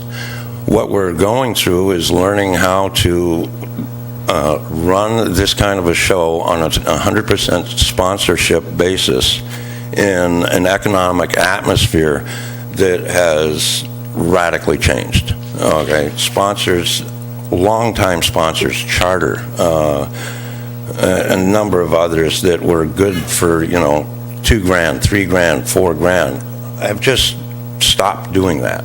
Okay, regrettably, we can count the number of our current sponsors on both hands. So I just wanted to set it in a different frame that we're still trying to figure out how to do this. And if you guys really want this to continue, we need you to kind of work with us, because we haven't got, like Aaron said, we haven't got the hard costs, okay? Advertising is important, but we got to have a show and make it happen in order to even advertise it. I'm running out of steam here with ideas, so I just want to put that out there, though, for seed thought. Do we have any other public comment?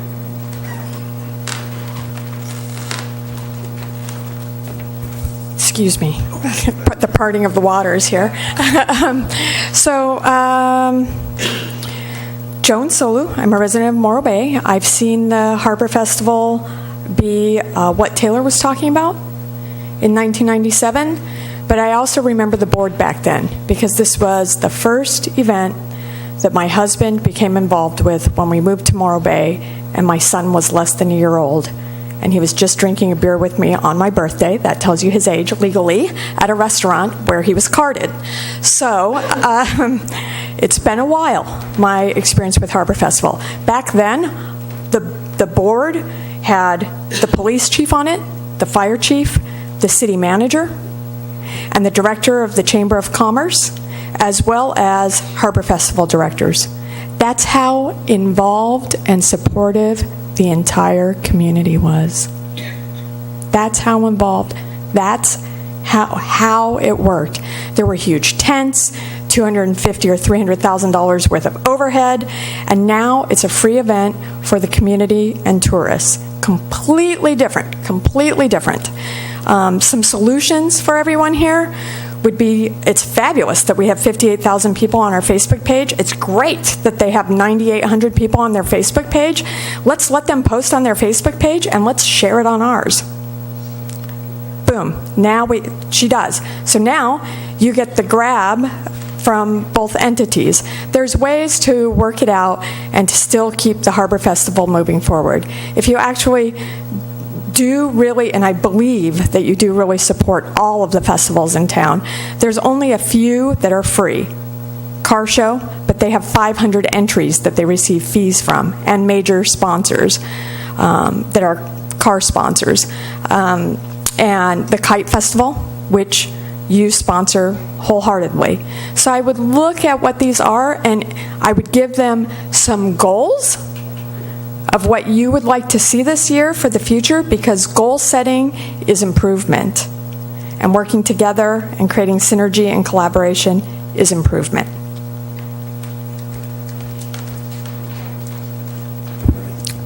I might add, we have kicked around a number of ideas. It seems like the most obvious is that we go back to having a gate and dropping it down to like $2 or $3 a head again.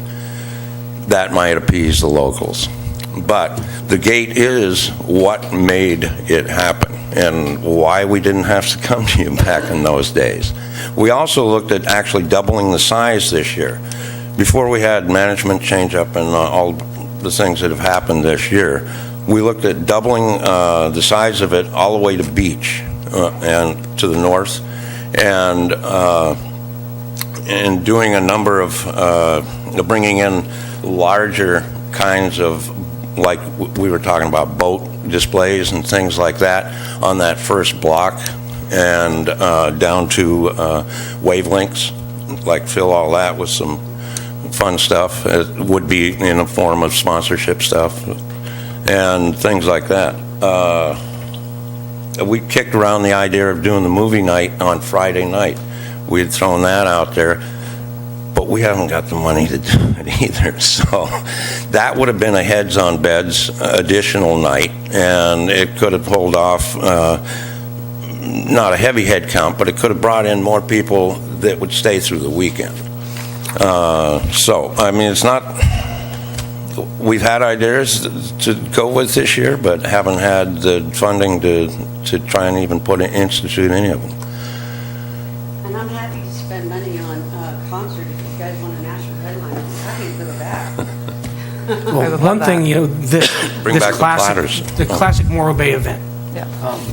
When I first moved here, I still have fond memories of being hypnotized on stage, and just great. But I see the event, and Steve, morphing and growing, and collaboration is going to be key, and getting the city manager back involved, getting the fire department back involved, and working together with groups like Friends of the Harbor Department, working together with the Kids Sailing Program, with the newly to-be-opened Morro Bay Maritime Museum. Exactly. I think that we have potential to really bring the event back, and it's gone through transition, and I think that really it's going to need some real deep thought, and like you're doing, soul searching, trying to figure out how do we keep this event, how do we grow it back to its former glory.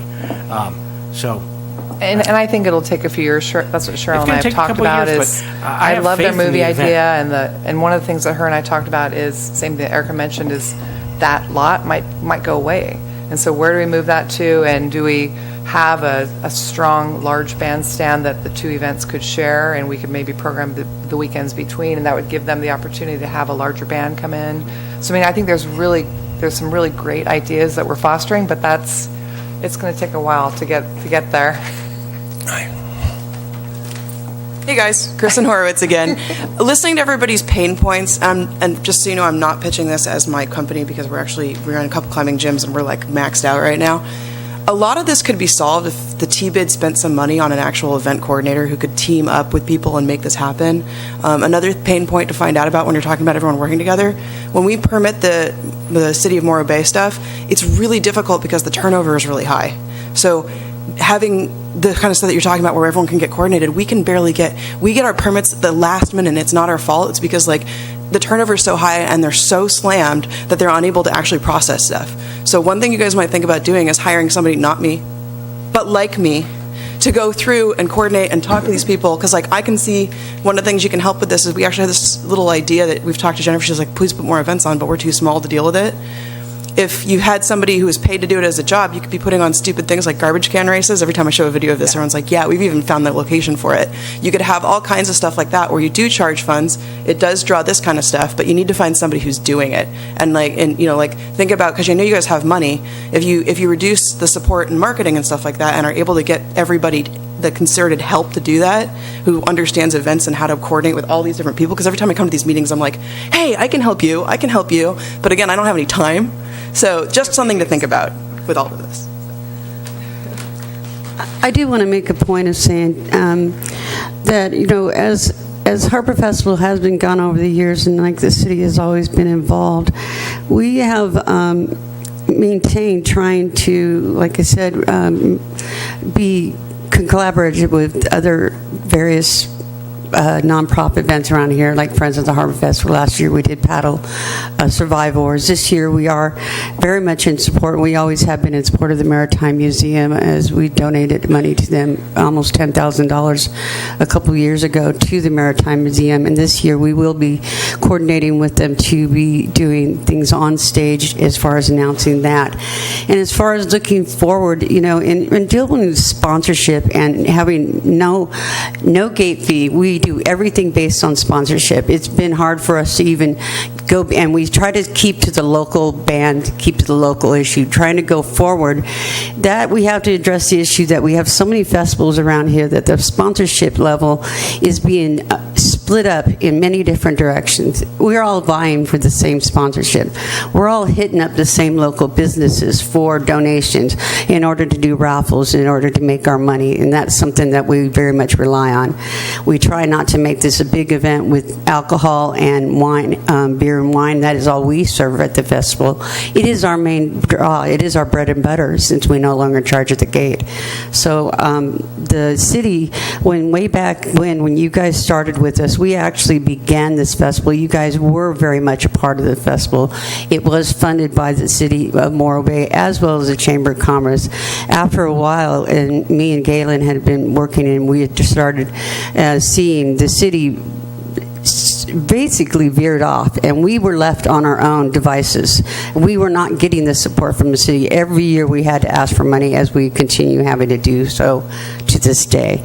So we just want to know, we would love to be able to continue always be something part of that, as we have tried to coordinate our media not only with tourism, Chamber of Commerce. We are part of that. eBlast, Giselle has done an excellent job on that, and Anna Scott has done, and we would love to work with Mental Marketing Media. We think what they do in outreach on the outside, but we know that our fact that Anna Scott and our media, what she's done, is no comparison to anything that even Mental Marketing has been able to do for us, because we have reached out not only locally. We don't just look towards the local, and I want to make that perfectly clear. We actually do reach out beyond that. We have radio stations in Bakersfield, Fresno, as well as the KPIG, who also reaches up all the way up to San Francisco. We have reached out to everyone out there, as well as our media, trying to bring out the people, not only locally, from outside the area. And as you said, we have people calling us yearly, wanting to know what we're doing, what our events are, what our music is. Obviously, we can't do the national bands until we are able to work through this, being able to just support the festival and a free event, and that's something that we are definitely trying to do. So if you want to hear anything more about what we've done regarding rental marketing, why you're putting money into us, you're putting money into us to help save the event. That is a very family-oriented event. We have two different areas that we definitely cater to kids. It is something that we bring all families together, as well as the locals, as people outside the area. Yeah, and a comment I have, and this is more directed to Jennifer, where we pay Mental Marketing a lot of money, throughout the year to promote Morro Bay. Harbor Festival is one of the big events that everybody knows of. To then give them additional money, I don't understand why the promotion of this, how that specific money would be used different than what they should be promoting anyway. Sure. Aren't they promoting Avocado Margarita Festival? Aren't they? I mean, So yes and no. So on a PR side, they send out press release announcing everything in the destination, obviously all the events as well. For an agency to take on actually doing the support for a physical event is a huge amount. It's a huge deal. So they do not do that. It's not part of our contract. So they are not promoting out individual events. And our funds, we don't have allocated that way either, Maggie. Our funds are allocated to promote the destination. So you'll see on their press releases that go out, they will talk about everything that's happening, Maritime Museum and the Harbor Festival and the Tall Ships, because they all work together, and that is how we need to promote our destination. We're looking for longer stays, not just come for one day. So it's a little different thought, but they do. But this would be strictly dollars spent towards Harbor Festival. I know time's getting valuable here. It seems to me that the big question on the table is going to be if we agree to a $5,000 amount, is whether or not it's going to be split, and that really is the question. And I think they're looking for additional money. And looking for additional money, which I think is going to be difficult. From my opinion, that's going to be hard. And I would be tempted to keep the $5,000 with them in-house, only because that's such a big hit. I mean, to them, it actually, puts it down to $2. So I would lean towards doing the full $5 to them, but I'd like to hear what the board feels about that. I have a response towards that. I feel like this event specifically, in order to move forward, needs to make changes that haven't been made. And if they need the support of the T-bid or whatever group in town to help them establish goals, someone needs to point out that that's a flaw, because a business should be able to survive on their hard costs. They should be able to make their hard costs. I feel like our job is marketing in a lot of ways. So what I'm saying is that drastic changes have to happen, and they haven't happened. And I'm okay with saying that. And I feel like we need to move forward, and it's been passed. Every year we have this lengthy, over-the-top conversation on this one event, and I'm tired of it. I want it to change, and it's frustrating for me.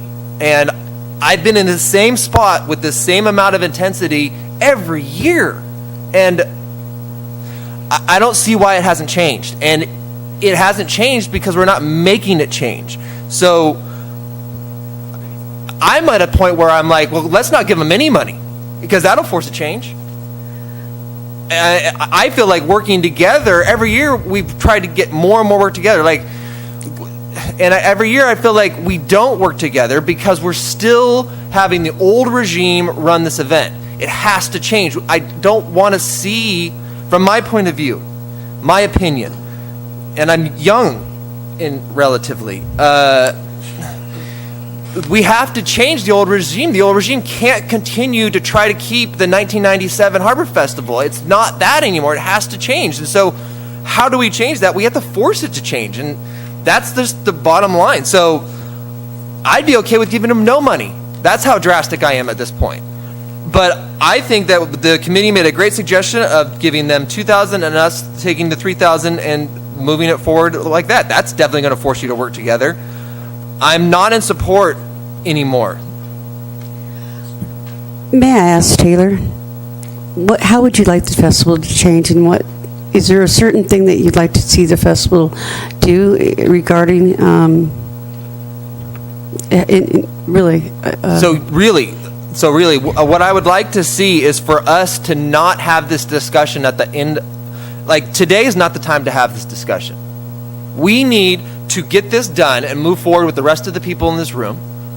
And we need to have this discussion as a real discussion during the year to plan for the Harbor Festival of the future. And now's not the day, and it shouldn't be me sitting here saying this. Like, I got to go to work. This is not the time to do this. We need to do this as if this is a business that's going to meet its hard costs. I don't want to use marketing dollars for hard costs. I want to use marketing dollars for marketing. And I don't want to be sitting here having this discussion at this time, taking way more time than we need to on $5,000. This is not appropriate. We keep doing this, and that's why we're failing. We have to change, and we have to change by forcing to change. And forced change hurts, and people get their feelings hurt. And Morro Bay is a giant family, and we need to accept that, we have to change this. Taylor, I think we all completely understand that, and change is a volatile thing. And I hope you understand that we have been going through changes. We have had board adjustments. We have redone the event. We have been working in that direction. So we're not over there sitting on our hands. We're trying to work through this. We've had a director change. We've had a lot of things that have happened. I think I started out this conversation saying that we're going to wean ourselves off these funds. But the fact remains that we've been dependent on them for many, many years, to the point where it's a line item in our budget. So we get it. We're weaning ourselves off, but I think everybody in this room wants Harbor Festival to continue. So this year is especially important for us to be able to get the funds to be able to continue to do that. We've initiated a board planning retreat. Last year was our first year. We're sitting down, hashing all that stuff out. We're more than welcome to have input from anybody that wants to be involved. It seems like everybody wants to participate, but from the outside and not really dig in with us and help us out. We're all volunteer. We spend countless hours doing this on our own time. So we have seen change, Taylor. So it's not the same old thing. We are continuing to plan. We are continuing to evolve. But sometimes that's painful and sometimes that's messy. But we're a resilient event. We're going to continue on. That's just part of it. So I'd like to hear from those of you that were on the committee recommendation of these numbers. Have you been swayed differently from the conversations today? I was on the subcommittee, and I can tell you, first let me just say I appreciate the history of the event, all the time that you all have volunteered. The comments on the subcommittee were very similar, that the event has declined, that there needs to be changes made. So no, it actually does not sway me.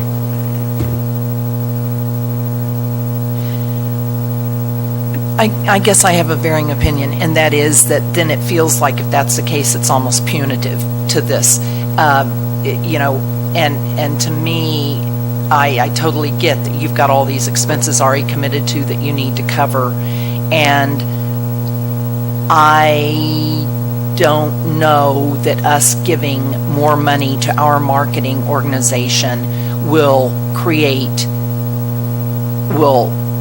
compensate for that deficit that, like if we gave you the $5,000 to make it happen and do the advertising versus giving you $2,000, then I would hope that whatever efforts mental marketing would do would generate more than $3,000 for you, and I'm not convinced it will. So I'm of a different mind. I think this feels kind of punitive to do it this way, so I would be more in favor of giving the full $5,000 to you and to work.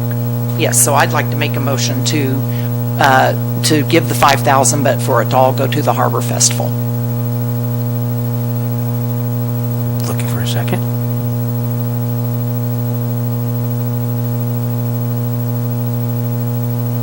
Seeing none, motion fails. I'd like to make a motion to give $5,000 divided by giving $2,000 to the Harbor Festival Board and $3,000 to our own marketing. I'll second. Any further discussion? Calling for a vote. All in favor? Aye. Aye. Aye. Opposed? Motion. Thank you. Thank you very much. All right. That took a little time, but it's very worthwhile. Now we can move on to the Morro Bay Triathlon. We're going to take a quick break, just for a moment. 3-minute break. 3-minute break.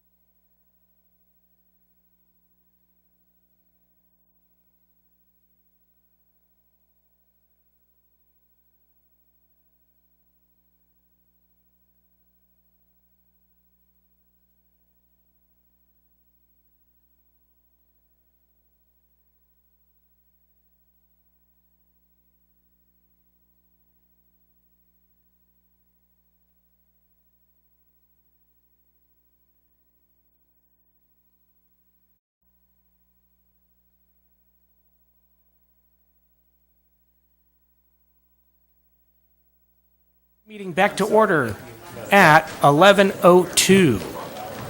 And we are on Morro Bay to Triathlon. Morro Bay Triathlon, yay! We're going to run through this one pretty quick. We can run. I talk fast. So recommend 5,000, same as last year, committee agreed.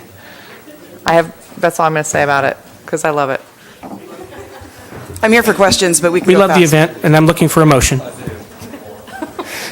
I'll make a motion to fund the 5,000 as recommended by staff. I'll second that. Any discussion? Thank you. I'd like to call for a vote. Any public comment? Other than yes, we love it. Seeing none, I'd like to call for a vote. All in favor? Aye. Aye. Any opposed? Abstentions? No? Thank you. Thank you so much. Bye, guys. Next up is First Responders Crawl. This is a new event for us that's in October. And I'm going to have Terry Bass come up to talk about that really quick. We're expecting 900 crawlers. Our ADR in October is 127, so I'm roughly expecting 450 room nights. So it's a pretty strong room value for us, and we've seen the crawls are doing really well. Hi, Terry Make Bass. it quick, Terry. Terry. Sorry, go ahead. I'd like to suggest that we combine and walk through these individually. Thank you. Because in order to keep time, the First Responder Crawl, the Winterfest, Santa House, the Santa Crawl, and the Snow Day, put them all together as well as Soaring Morro Bay. And the Leprechaun Crawl. And the Leprechaun Crawl. So I wanted to take all of those and go Okay. through them in order for you to keep going. So thank you. You're welcome. We don't have a whole lot of time. Okay, so I'll talk quickly. So the crawls have been very, very popular. We have now added a second day element that's called a Walk of Shame. So we've got local restaurants that are going to be giving just a few pennies off to encourage them to spend the night. Most of them are anyway, but I think this will really help get more hotels to spend the night. Basically, the crawls are just a grown-up costume party.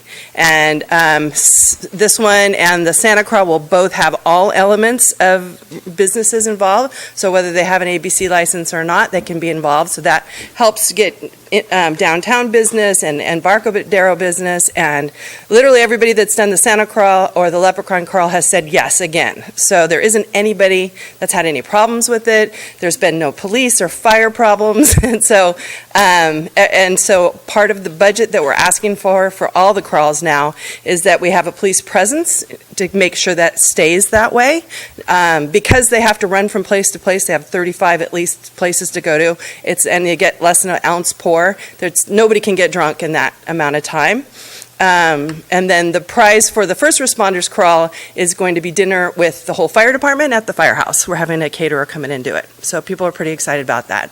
So it's just basically an excuse for people to dress up and, a lot of people, I even found them shopping during the Santa Crawl and that they would, even with running, and then a lot of them would say, I've never been in here before, I'll be back. So all the merchants, everybody's very pleased with it. We do change the start and the end location every time, so we kind of move it around.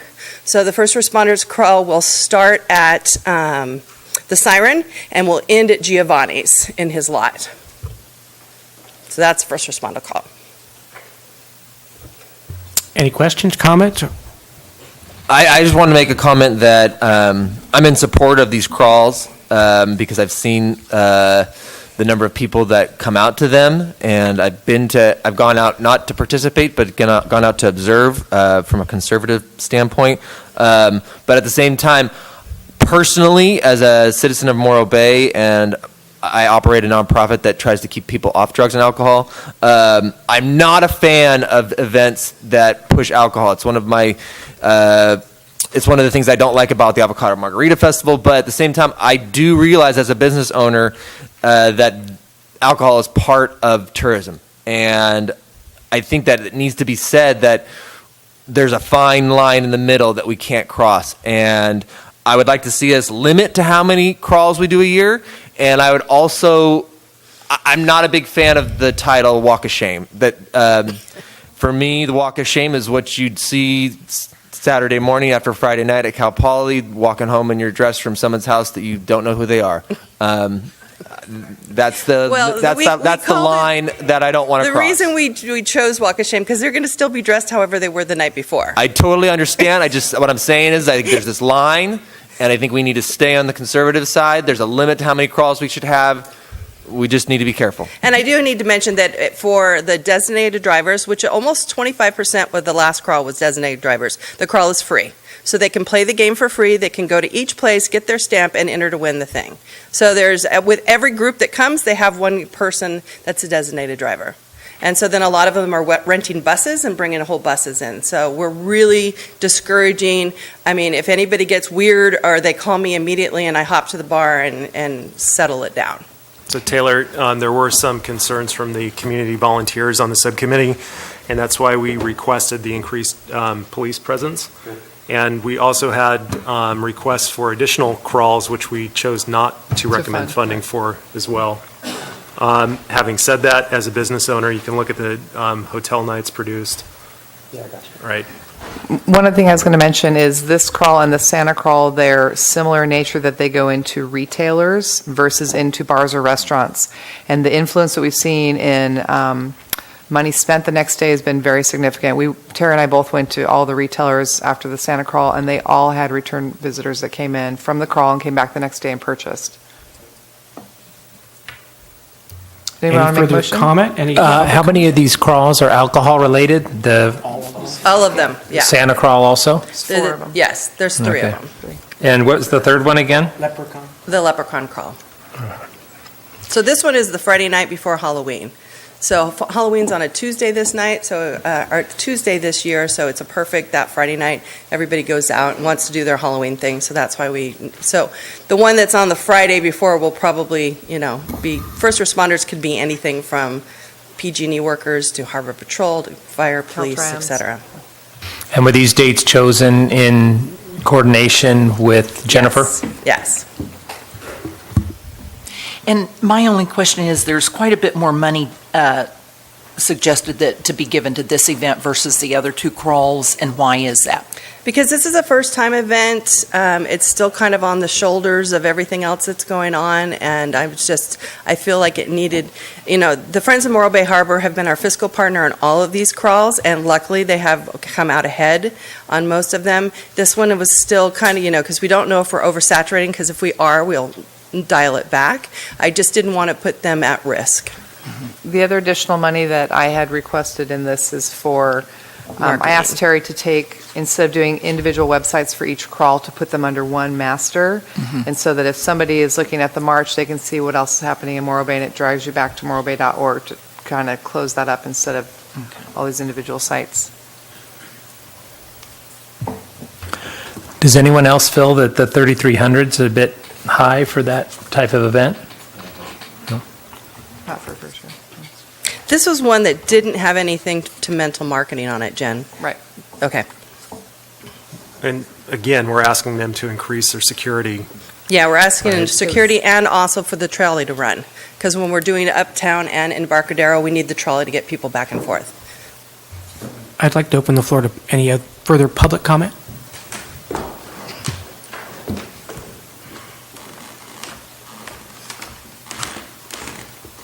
Hi, my name is Susan Stewart. I'm a resident and a business owner on Morro Bay Boulevard. And gosh, I'd really like to respectfully disagree with the benefits of pub crawls. We all call them drunk walks. I have not seen that it helps my business at all, and I know my neighbors feel the same. There have been incidents of drunken people on the corner. I know of a business that had some issues and had to call in the police for that, has young girls working there at night. I don't know. I sort of hate to see Morro Bay getting the reputation of being the town of the drunk crawls.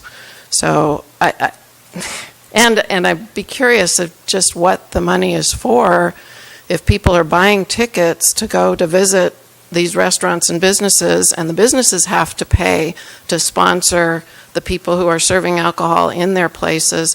So, boy, I would reconsider this one a lot. I think we have some very decent bar venues and restaurant venues in town that are doing some great things, bringing in music and entertainment. Sorry, this one doesn't do it for me. Thanks.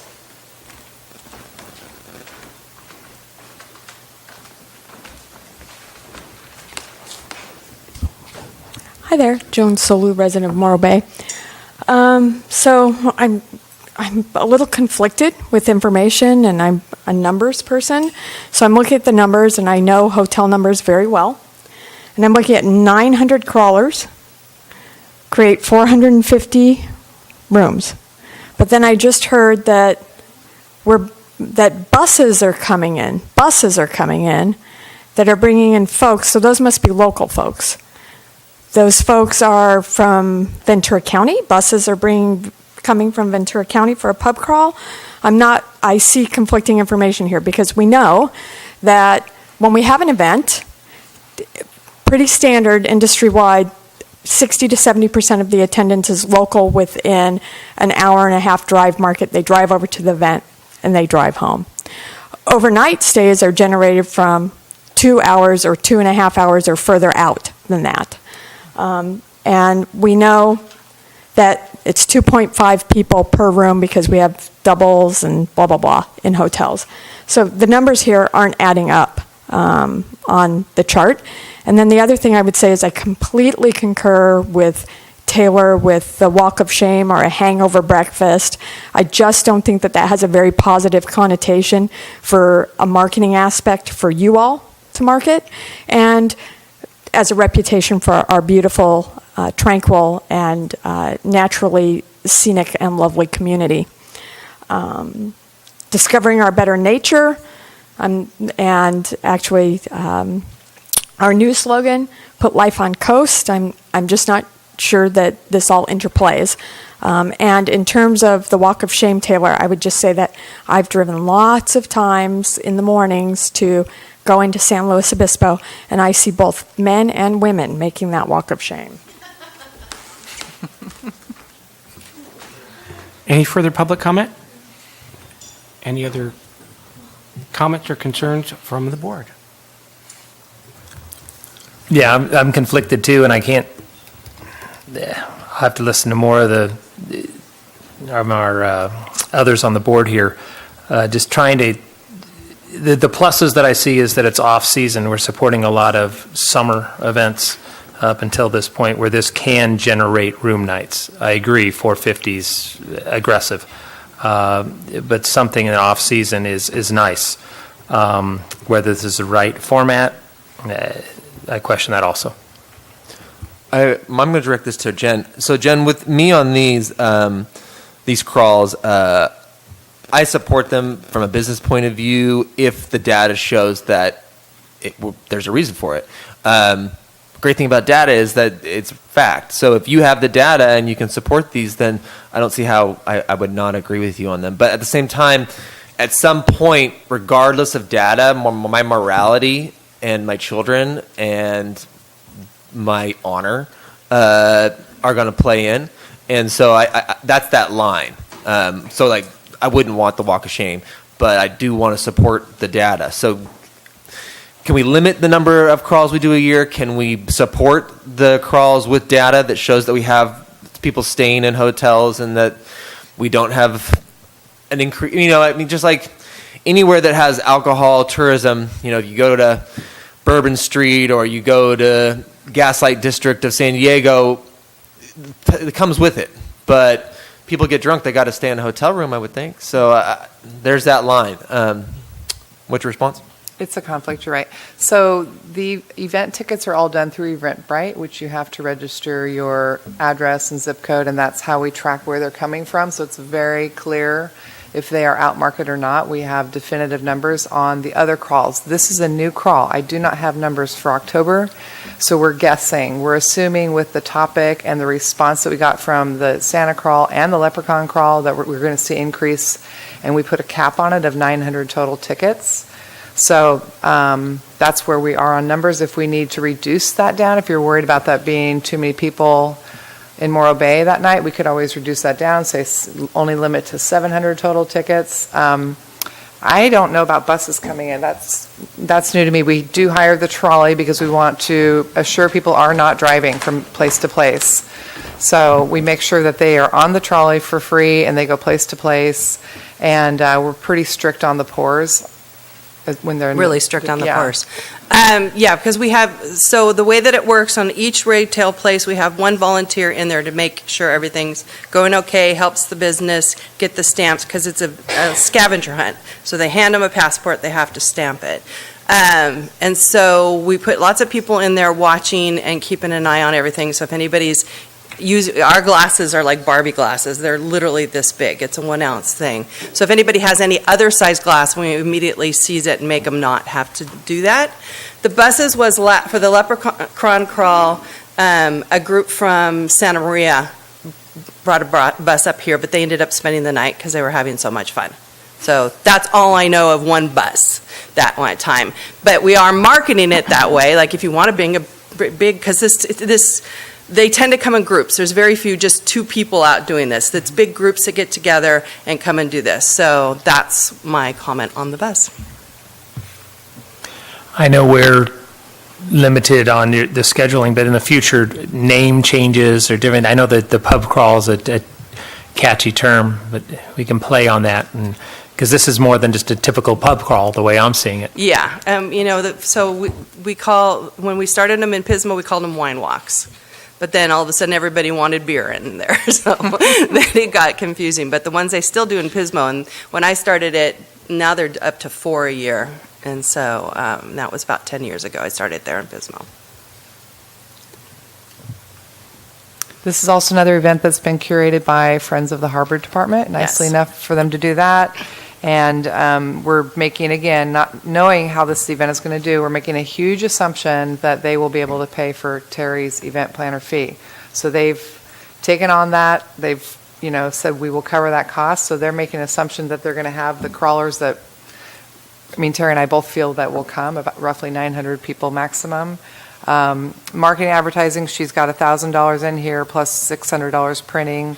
So those are her costs for actually marketing the event. We have, like I mentioned, the little card. Passport. Yeah, the passport that they walk around with. That's one part of the printing that goes into that.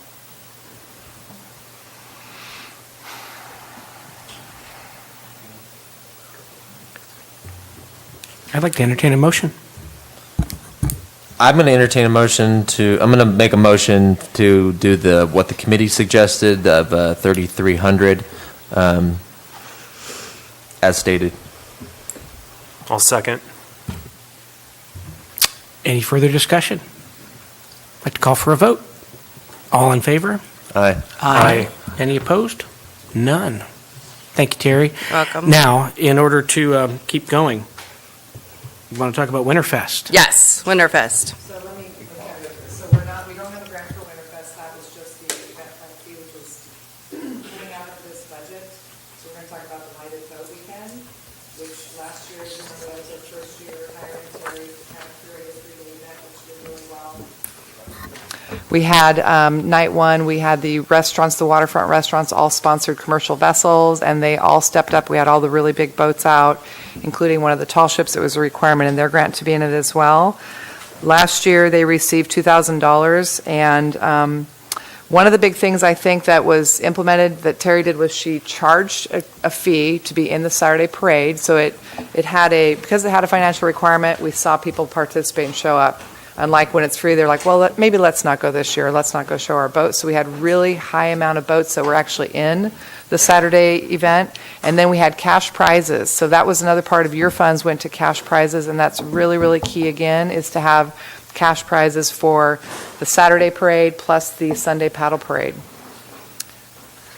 So the committee recommendation was $4,500, and that would be split with $4,000 for the event planner, which is now moving out of that, because again, that is the one fee that we're going to move to my other fund.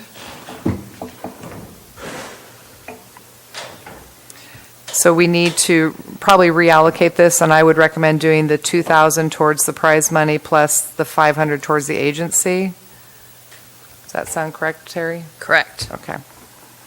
The only other hard cost we have is they did ask for new reflective numbers. The numbers weren't, we couldn't see them well from where the judging stand was. So buying all new reflective numbers is about anywhere from $600 to $800.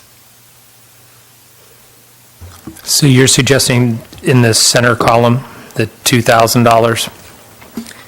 Yeah, so the Terry? $2,000 is cash prize, $1,000 for the lighted boat parade, $1,000 for the paddle parade, and then the other hard cost is about $600 to $800 to buy new numbers.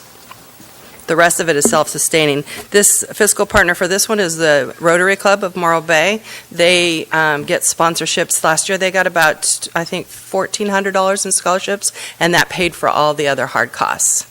And then one of the things that I do is we charge the boaters $20 to be in each of the things, but we give them a goodie bag with at least $20 worth of stuff in them. And that's also the way I get the numbers back, because I hand them their number and say, see this really cool thing? You get it when you bring me your number back.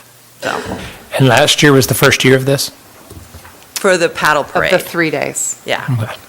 So, and one other thing that Terry didn't mention is, because she charged a fee for everybody to be in the Saturday parade, Rotary did so well that they paid to build our Santa house. So that kind of synergy, having one event planner that's kind of overseeing a lot of this stuff, is how we've seen, growth as far as long-term growth for us. So I'm very happy we have Santa house now. Me too. Any further public comment?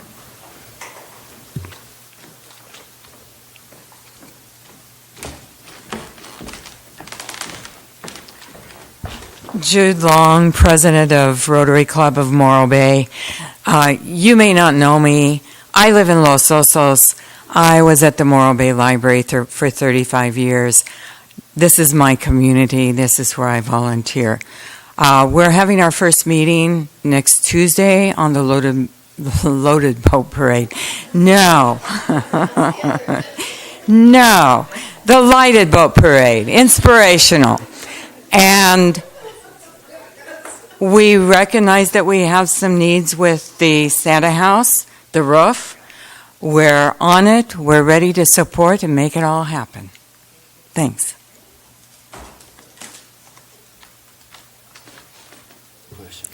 Not seeing any further public comment, I'd like to entertain a motion. Okay, just a real quick question. So if we go back to since you've pulled out the 4,000, the 2,000, again, is that now coming out of our extra money that you said we had? So in our budget right now, we have $4,500, which was the committee recommendation. Mhm. I'm suggesting to reorganize that $4,500, so we'll have $2,000 towards prize money, $5,000 towards the ad 500. budget, $500 that will go direct to mental marketing, and then if you'd like to add the additional $800 to get new numbers for the parade, I think that would be good. So that would take the event planner to 2,800? I'm so confused. The event planner, the total budget, you mean? No, the event planner, the 4,000 that you pulled out. The event planner fee is not coming through grants. It's going to go through a different GL line. So we're going to have less money that we'd be giving them, you're right. I guess the bottom line is, how much additional funds are you requesting? I'm not requesting any additional. So Okay. what I'm requesting is a total of, it would be $3,300. It's $2,000 towards prize money, $500 towards advertising through mental marketing, plus $800 for the boat numbers. Plus the 500 for the buy with ad agency and the 4,000 to event planner? No. Okay. No. I'll stay out of this one.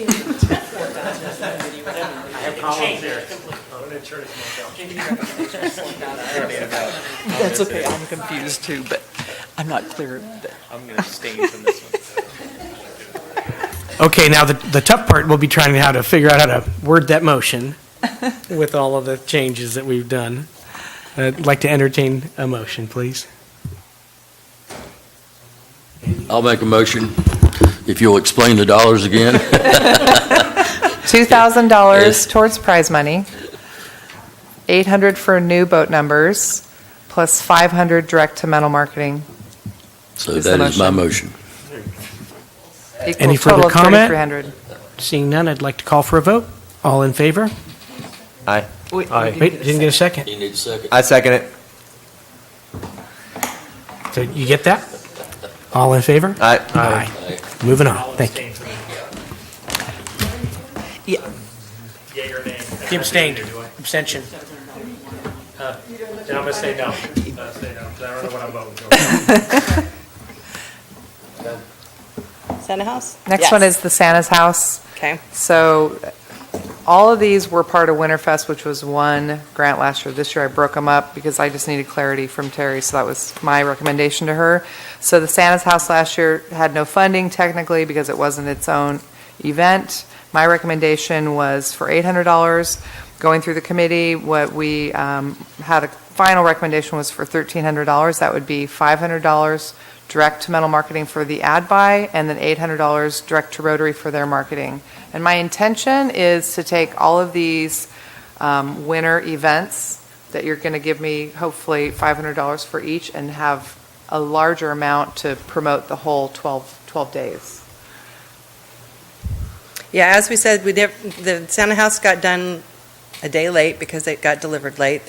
Everybody came together and put it together. It was a miracle, but it doesn't have a good roof. It doesn't have proper electricity, and so the Rotary Club of Morro Bay has, each year we're going to add to it. The inside isn't done, so this year it was a roof and making it electric.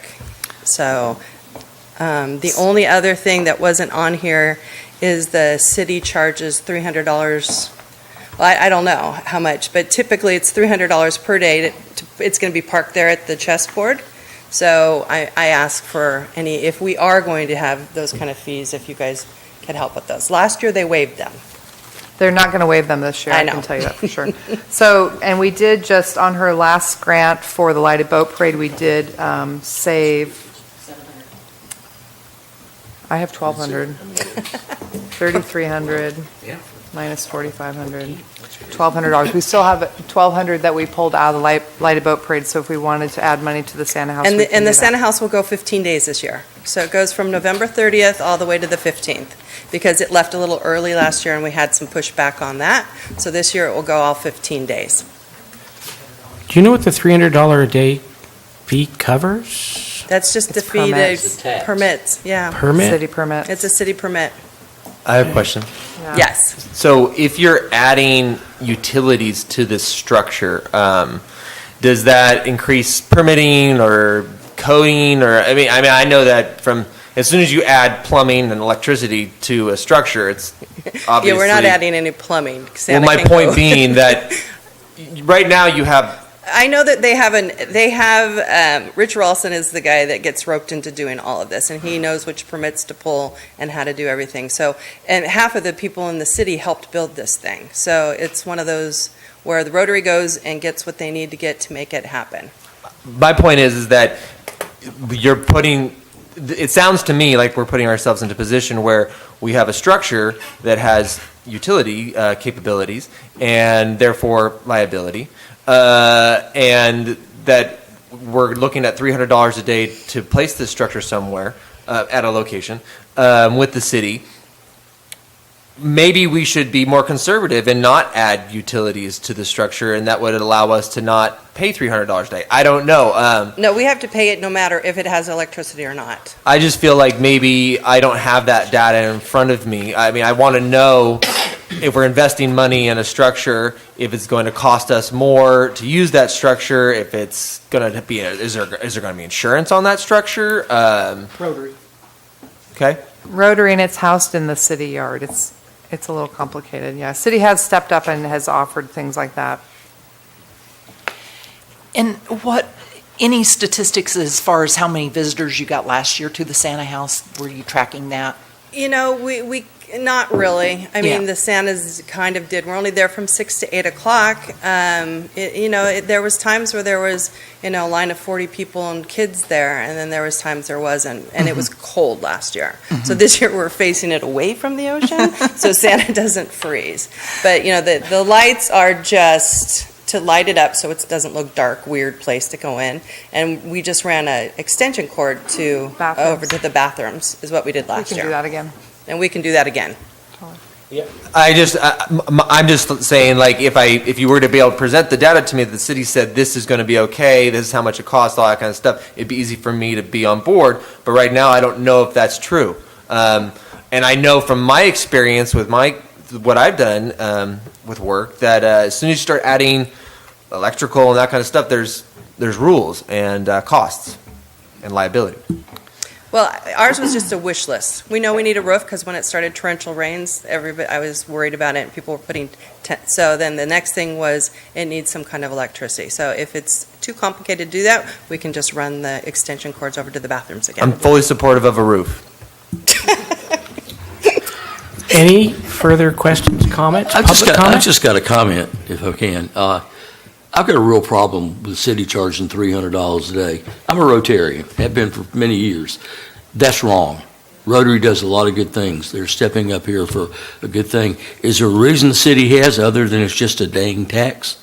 I mean, $300 a day for 15 days, that's... It would be the permit department, not my realm, so Oh, I'm I don't not know, blaming but- you. I just have a problem Yeah. with the city charging $300 a day for Santa Claus. So and I'm with you, Ken, because Me Santa, too. we want to keep Santa happy and bring us gifts, but bottom line is the city's trying to be very focused on charging everybody equal, because they used to do, we won't charge you and then we will charge you, and there was nothing standard. And so this last year, they've really tried to make an effort of being consistent. And I don't know, I think there is an opportunity, because this was a city joint project, that maybe we could get them to do some sort of an agreement with the Right. Rotary, which they have done with some other groups, and they have like a standard rate so we can work on that. We can have Rotary. And now our city manager is a Rotarian, so. Yes. Yeah, and We'll I'm figure fully in this- we will figure this out. support of this, but I think it wouldn't hurt if we at least address council possibly about asking them to waive the fee. I mean, if you look at the things that Rotary does worldwide and locally, nobody in this room would believe it. You can testify. I can. Yeah, I agree. I noticed what the city's been doing with their rules, like with code enforcement this year, and applying rules to everybody and running around patrolling our streets. That we do all this new government oversight that we're enforcing. I understand, but I'm definitely not in support of, and this is a great example of just not making any sense when we're relying on tourism to fill our coffers and then charging us $300 a day for 15 days because you want to be equal and fair. It doesn't sound fair. It sounds like the kind of government that I hate. I will. I guess you're asking for we're voting on the $800, correct? And then... No, $800 and then $500 for mental marketing. Right, and I wouldn't want anything attached to it that we're supporting any $300 a day. Okay. That would have to be... I will tell them dealt you with said it. no. Yeah. Usually works. Okay. I'd like to open the floor for any additional public comment, please.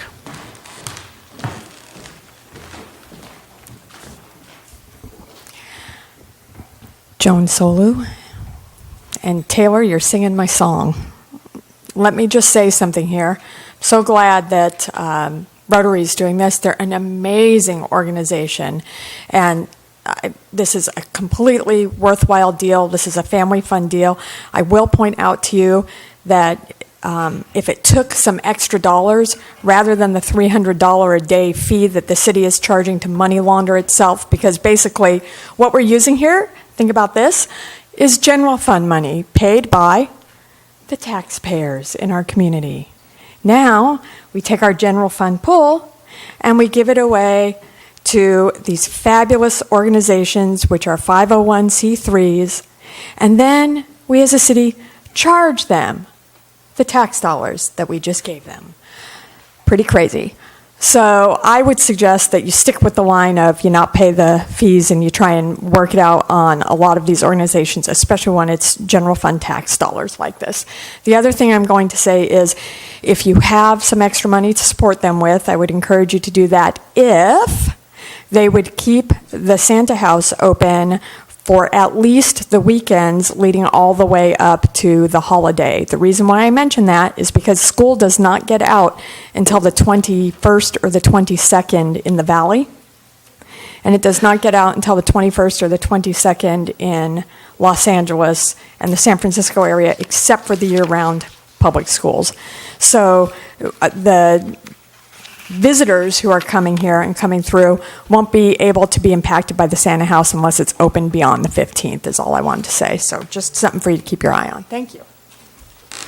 Thank you. Any further comment? I see Terry coming to the podium. I just want to say, finding 15 Santas is like an act of God. So if we go longer, people have to help me find more Santas. There's just so many old jolly men out there that are willing to sit there for 2 hours. I see a few on the board. That's all. Thank you, Terry. Any further questions, comments from the board? You know, as I'm looking at all this individually, and it's really, I have no point with this, I guess, it's just all of this bundles together to create that whole Christmas thing. So last year, we had no funds at all going to the infrastructure of making this event happen. Okay. So we pulled it out just by miracles and lots of people giving lots of time. So this year, to make it an upper level, and now people are expecting it, we need some kind of, we need to fix the Santa hut. We need to, things need to be a little bit better. Right. Right. It has like no carpeting, no wallboard inside. It's just open. I mean, it's basically a shed with a chair and a cute guy in there in a red suit. Okay, we're moving on for this $800. I'm entertaining a motion, please. Okay. I'd like to entertain a motion, I'd like to make a motion for $800 funding, then $500 for the buy with ad agency is what we're proposing? Yes. That's my motion. We have a motion and a second. All in favor? Aye. Aye. Any opposed? Thank you. Ho, ho, ho. Hey, stay there, Terry. I'm not going anywhere. The next event is the Santa Crawl. This did really well last year. Again, this is a match to the First Responders Crawl. We had 450 crawlers last year. We're anticipating, and we've maxed out our tickets available at 600, and it did really well. So this is allowing a lower, you'll notice this is lower than the First Responders Crawl because this is the second year, which is great. So it's showing they're becoming self-reliant, which we like for an event. And the committee recommendation is $2,100, which is $500 direct to Mental Marketing plus $1,600 direct to Friends of the Harbor Department.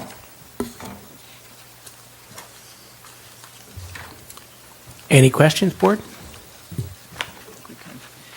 Then I'd like to make a motion that we... Like to open the floor to public comment first, if there is any? Seeing none, then I'd like to entertain your motion. Okay. I'd like to make a motion that we fund this as stated, the $1,600 for to the event and the $500 to mental marketing. Thank you. I'll second. We have a motion and a second on Chris. Steve or Chris? All in favor?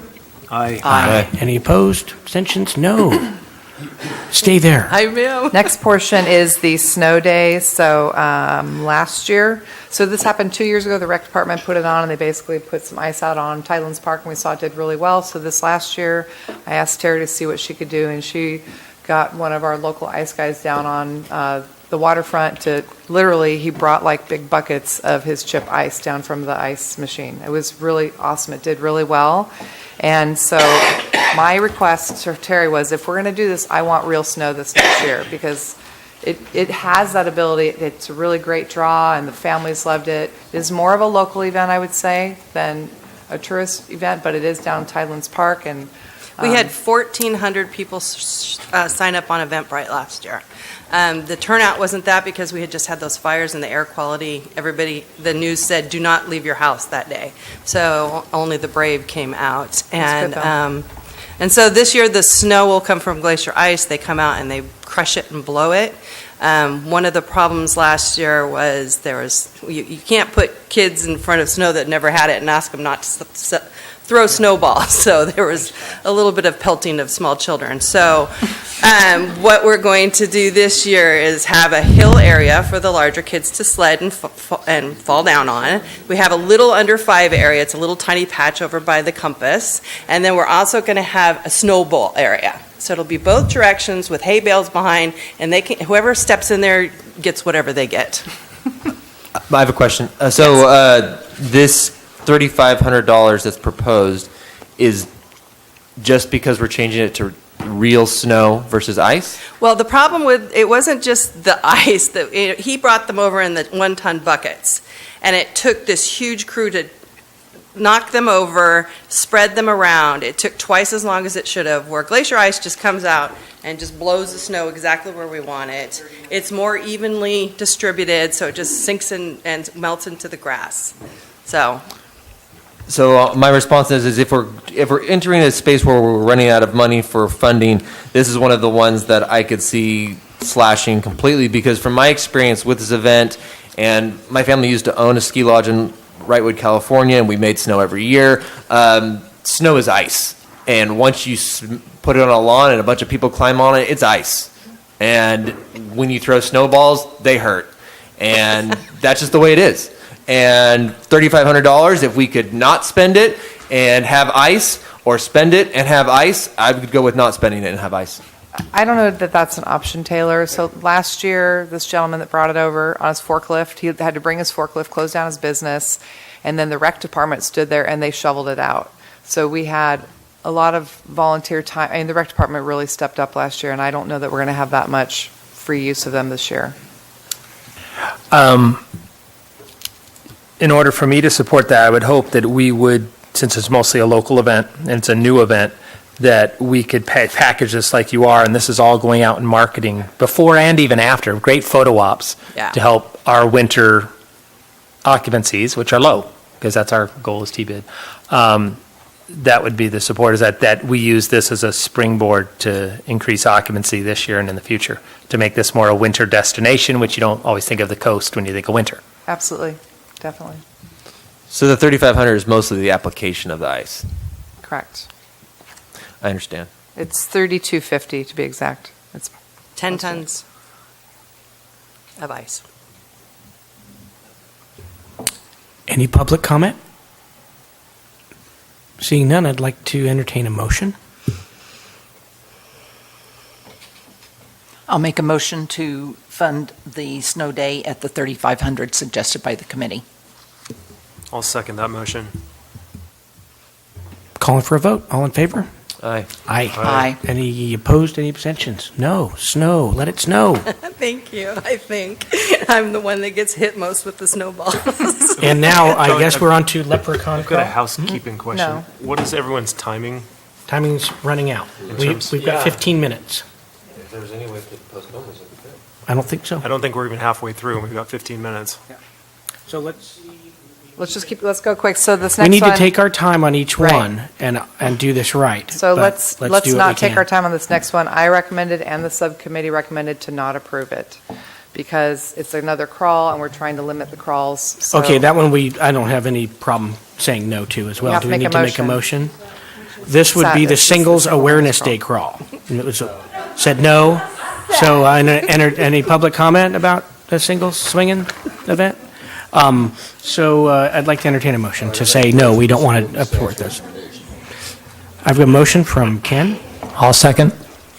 Second from Chris. All in favor? Aye. Aye.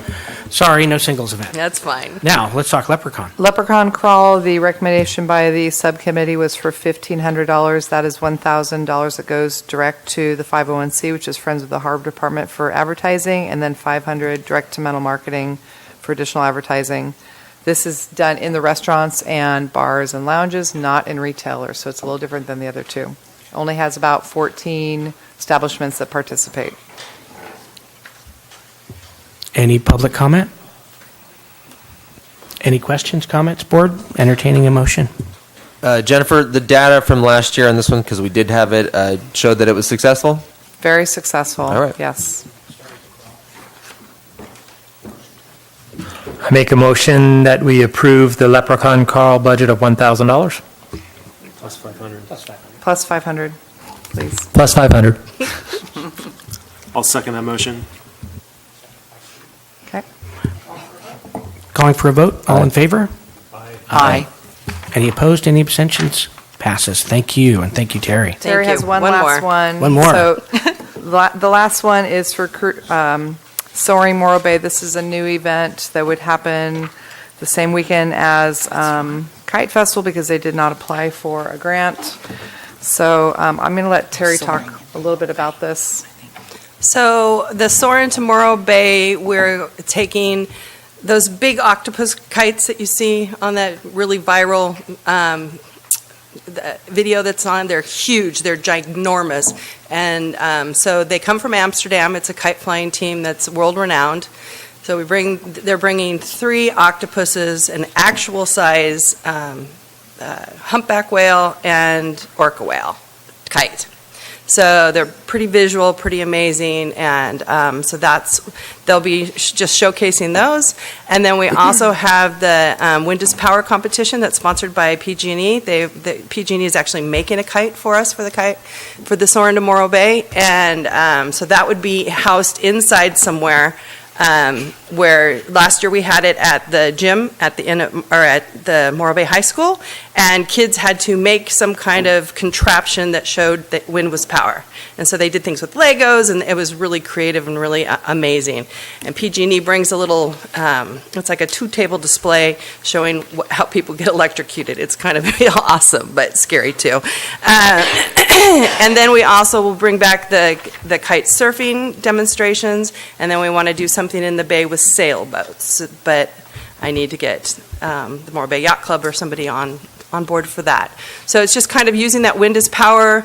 PG&E is definitely back on for this, so we wanted to bring them the kite flyers over from Amsterdam is the biggest cost. But visually, when these kites show up, everybody does too. Terry, do you have a contact in the yacht club? Yeah, but they won't call me back. I'll get you a name and number. Thank you. So my question on this is there still going to be a kite festival if we haven't approved any granting for it? This is the kite festival. They didn't apply for a grant. So we're doing the Soaring into Morro Bay in lieu of the kite festival. Yes. And then that would change who's in charge and the website and all these other things? Because I know Kite Festival has a website, right? They do. So what about all these other changes that are going to be made? Has that been thought about, discussed? I mean, before I vote to give money to this seems like it's necessary to have the Kite Festival, or at least the infrastructure of the Kite Festival. And if that's so, is this infrastructure of the Kite Festival going to transfer over to Soaring into Morro Bay? I think we got locked out of the Kite Festival website last year. So that shows me that maybe there's some difficulty in dealing with the Kite Festival website. I mean, if I'm a business person and this is a business move, this doesn't sound like the way I want to sink my money. I'll talk a little bit I think about it. the toughest part was that the Kite Festival did not apply for a grant. Yeah. Missed the deadlines and made excuses. So the Kite Festival didn't apply for a grant. The Kite Festival made excuses. The Kite Festival locked us out of their website. That makes it difficult to work with the Kite Festival. So if we're going to spend $10,000 on this, and this requires the Kite Festival, that doesn't sound like a good idea. No, it does not. It would replace it, Taylor. Okay, so if we're replacing the Kite Festival with this, what about like website and all these other things that the Kite Festival already had set up? Is that figured out yet? It is not, and I will talk with them again. So the intention was, as Sean mentioned earlier in public comment, he has a full-time job now in San Luis Obispo, and his intention was to turn this over to 501c. And just through difficulties working this year, Friends of the Harbor Department is not willing to take on that responsibility for that event. I don't know any more about it than that.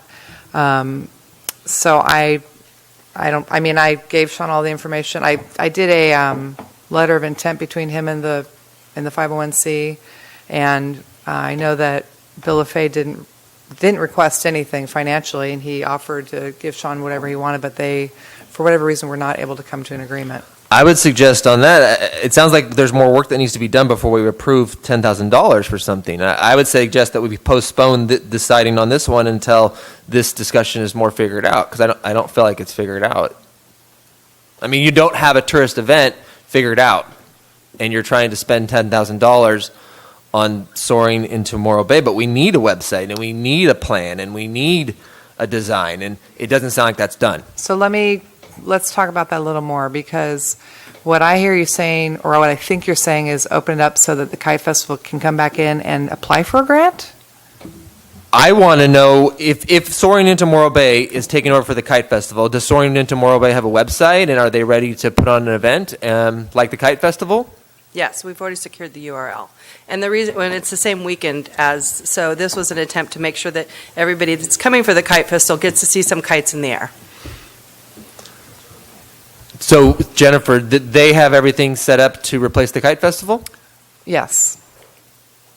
And you're going to be able to work with them to market and get tourists here to go to the kite festival. Right, This new thing. So last year, the TBID paid for Terry as an event planner to work the kite festival, and the intention was for that to move forward, but it's not. So she has all that infrastructure already from last year, unfortunately. So who owns the Soaring into Morro Bay Festival? That was our creative concept that we presented to you last year. So that essentially belongs to the TBID? Yep. So now what was the Kite Festival is now Soaring into Morro Bay, and that belongs to us. Unless we can get the kite festival name and have them figure out if they'll let us use that. Because it doesn't have the word kite in it. And I know that from my years in the past, Joan taught me a little bit about kites and everything and the tourism of kites, and it seems like the word is kind of important. Joan, do you have a response on this one? I mean, you've been really educated on kites in the past. I would love to hear your... you have anything to say on that? I'm asking for your 2 cents right now. Thanks for putting me on the spot, Taylor. I have 4 sons. I've flown quite a few kites, and I make a good paper airplane, even in restaurants. Yeah, the Kite Festival, I actually spoke with Sean. He gave me a buzz a couple weeks ago and kind of asked, said he was on vacation, and he actually gave me a call from vacation, was pretty concerned, wants to see a kite festival continue to be a success in Morro Bay. And I think we heard that from him at public comment today. One of the most important things about the Kite Festival is how family-friendly it is, and how it's free.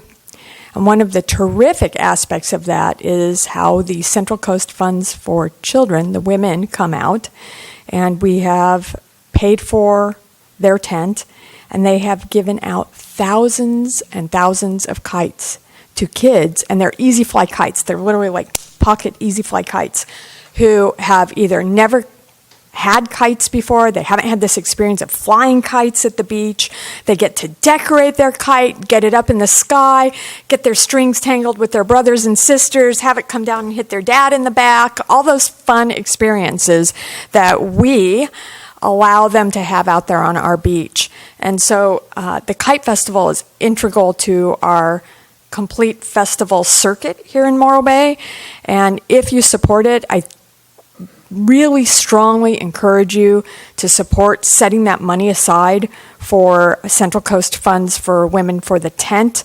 And last thing I'm going to say is Sean is willing to work with Bill LaFay to make this work. And I would encourage you, if you continue with the Kite Festival, not to completely tack up there in the sky on a change in name. You do need to have somehow, if it's Soaring into Morro Bay Kite Festival or whatever it is, how that works out, but you probably should continue to work with the words Morro Bay Kite Festival in there, only because it has such a following now. Be like cutting off your self at the knees. So, thank you. Thank you, Joan. Jennifer, on that commentary, included, so with the Soaring into Morro Bay proposal here, does that include $1,000 for the women who provide all the free kites? What it does, I have the letter that I actually wrote for them, and it says they will be offered a 10 by 20 booth space free of charge for Morro Bay Kite Festival.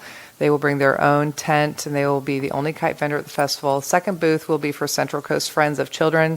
Central Coast Friends of Children will be has been giving out free kites for over 12 years at the Kite Festival and will continue to do so on Saturday to a maximum of 500 total kites, which was requested wordage from Sean when he and I spoke. So that I had all that in there. Right, so there's the tent and that said, but we also need to give them $1,000, right? We can do that. Because it sounds like... That's never been done, but 500? $500. Because they will only do a maximum of 500 kites. This is what they've told us. So if we were to move on this, we would need to come up with 10,500, 9,000 to the committee recommendation. And so what we could do is we could put a caveat that we approve the grant with the intention of getting the name back by probably, I would say by the end of December, we need to get that done. Otherwise, it's not going to give Terry enough time to, so it either needs to be Soria Morro Bay or something kite, and maybe she presents other names if we can't get it resolved to be Morro Bay Kite Festival, or is it the Kite Festival at Morro Bay, right? I mean, but we can put a caveat that we need to have that name resolved, and I will take responsibility for working that out with Sean. I have no problem doing that. Okay. I would assume this has been determined to be a huge It's a very big tourism deal. event Yeah, it's at the huge. budgets we're talking about. Yeah, it's absolutely huge. It is such a great event for Morro Bay. I mean, we want this to succeed and do well. International. Yeah. And in the funding last year, do you know what we funded the Kite Festival last year, just as a basis of comparison? Do you have it on that sheet? It should be to the left.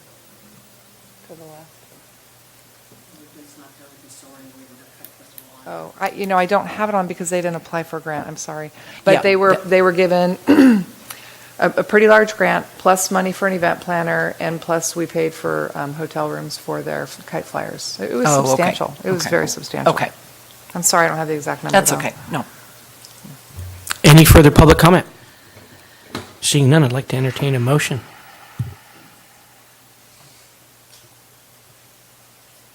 I'll make a motion. I'll make a motion to approve $9,000 in funding, $1,000 in buy-in with ad agency, and $500 for the, what is the organization It's called? Central Coast Friends for Children. Funds? Funds for Children. Sorry. For the kite, for the kites, free kites, and that's contingent upon us getting a name that has Kite Festival in it. You want to say name approval by T-bid? Yes. By the end of the year? What you said. We'll work out the details. Does that make sense? All set? I'll second that.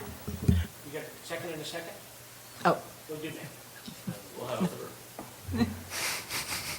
Sorry. Call it for a vote. All in favor? Aye. Aye. Any opposed? Any abstentions? Moving on. Thank you, and thank you, Terry. So we're going to go backwards now. We're going to go to Superbration.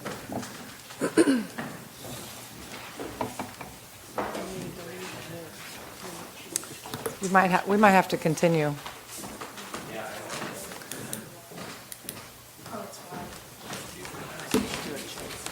Why don't you check with your board and see if they...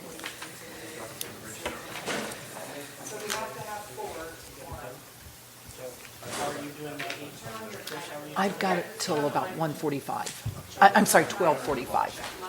Oh, okay. So it looks like we'll continue this meeting, and we will have a quorum if we have four, including myself. As long as you're not involved in any of the other ones. I'm not. So, I got to go. I can stay till 12:45. About 12:30 myself, 12:30? 12:30? I have to leave. I'm He's a half gotta an hour go. late to work. And how about you? I could stay until about 12:20. Okay, let's keep moving. All right, Superbration, thank you. Thank you I'm very going to much. stay for this one. We love this Superbration. Let's do your two together, because they actually have two different grants, so we'll just do a back-to-back if you don't They're my mind. So the babies. first one, Superbration, fantastic event. I like this because wildlife can be impacted by tourists here in our town, and I think that we should support them with what they do. They actually have two events that they're splitting this up into. So they had a first day before, and now that's the Morro Bay Wild. It's a different grant you'll see that we'll do after this one, but last year they were funded $2,500. My recommendation was for the same. The subcommittee was for $2,000. They do have to pay permit fees to be in the community center, so if you want to increase their grant, this would be a great opportunity to do that. Sorry, did I speak too much? I just know from attending the event, and it's a class, it's fun, it's different, and it supports a great cause. And it even though it feels kind of local, I know that, a lot of the folks that were there were from out of town and have learned about it, and the event just keeps growing. So, in my opinion, good job. Keep growing it. Thank you. Any I appreciate questions? the support. Date of the event? November 4th. Perfect. And we've added some promotion through My 805 Ticks. It's through New Times, so that we can kind of reach it further. Last year, when we had the Morro Bay Wild event the day before, we lost that number of people at our event. We don't know that it was due to that or not. So we're trying, that's why we split it apart, 3 weeks difference. Calling it kind of a precursor. We're introducing them to I'm going into Morro Bay Wild, but it's an introduction to what we do, and we're a resource for the county. And then we have this soup abrasion, because we'll be serving soup at the other one as well. So this is a soup competition. It's a lot of fun. Great. So looking at their expenses, the venue is $1,500, promotional expenses are $505, and their advertising is $1,000 for soup abrasion. And my only comment is that when I attended it, I noticed, as Charlie mentioned, that it was a lot of local people. So I think, again, with our goal to bring people in from out of town, the more outreach you can do to outside the county would be good. Sure. So We could that's do our a, goal, too. We could do a soup crawl, Maggie. I like it. Awesome. Is there any other public comment? Seeing none, I'd like to ask for any other comments or a motion. I'll make a motion to support it with the committee recommendation of $2,000. I'll second. Calling for a vote. Any further, Chris? Any further discussion? Calling for a vote. All in favor? Aye. Aye. Great. Thank you. And now stay where you are, because we're going to talk about the Morro Bay Wild. Sorry, Morro Bay Wild, this is the first day she mentioned that they've split apart, so they have a little separation. And I did not put in a recommendation because it's new. I want to kind of see where we were financially, and the committee recommended $500 to help fund this. I would just offer that Morro Bay Wild is a very different event than Superbration, where it's fun. This is a very intimate view of the work we do. It is a tourism draw. We just don't have the space to allow for that year to year. We can't bring a lot of people into our small space behind the power plant. And we can't stress the animals. We just don't have an event space. So we have to bring in a tent, put it in front, and people love that event. They love seeing what we do. It's very impactful for them, whether they live here or not. We did have 22% that traveled over 50 miles. Now, I know that's not a 2.5 mile or, a 2.5 hour trip, but we will try to reach out further and further to the to outside of our county. Our internal county would love to see what we do. All they see, it's not open to the public. So they come, they drop off an animal. It's not a beautiful place, but inside, the inner workings are just amazing what we do. It's unique. I have a quick comment on this. The nonprofit I run, we work down there routinely Always. throughout the year and do their events.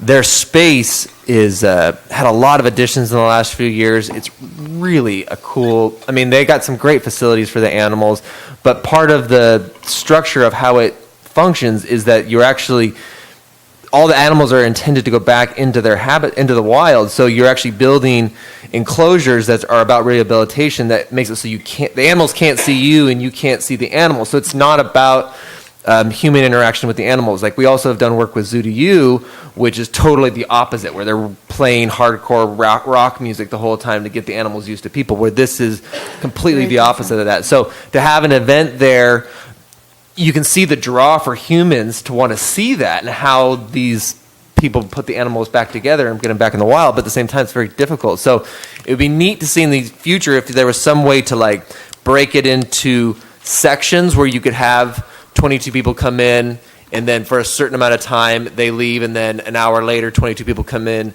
That's what we're doing. I know.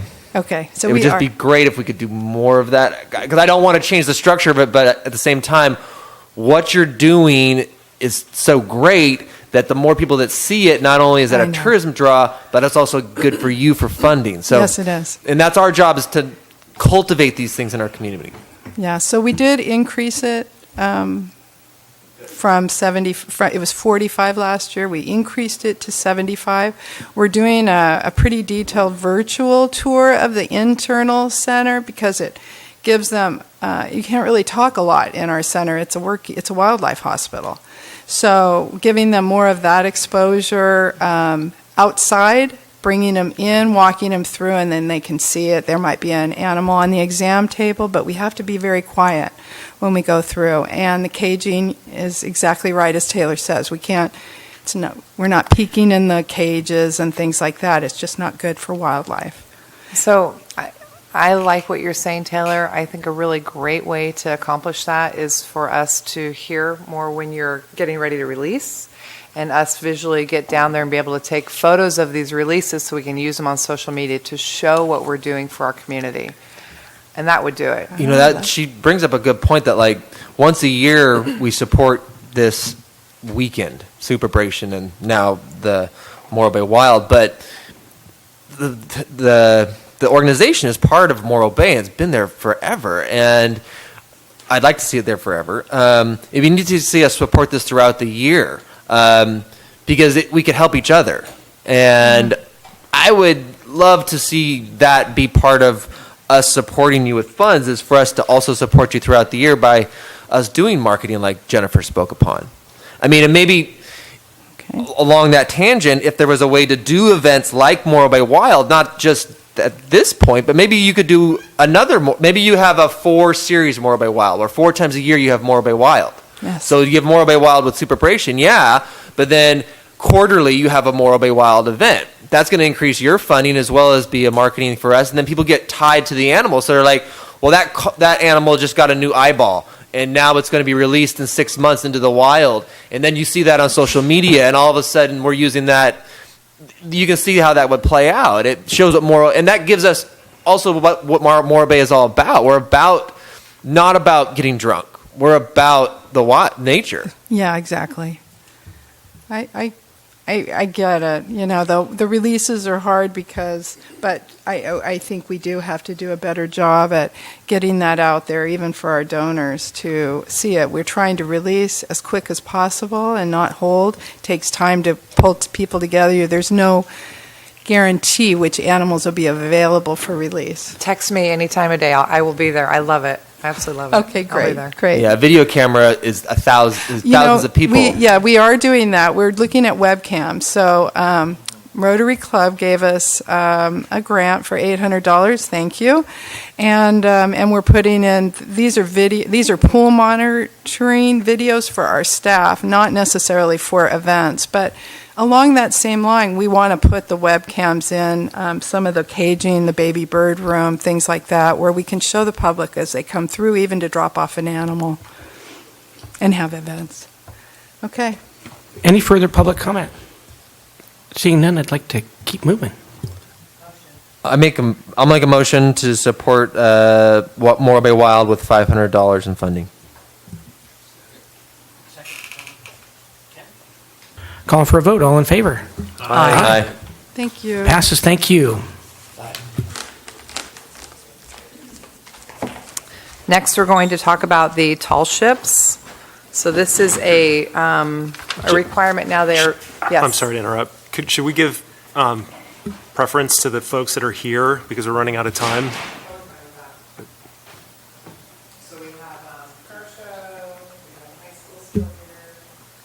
Is anyone here from Tall Ships? No, they're not here.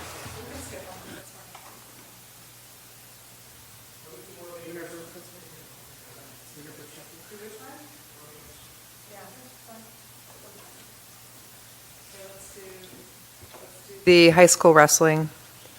I gotta find it.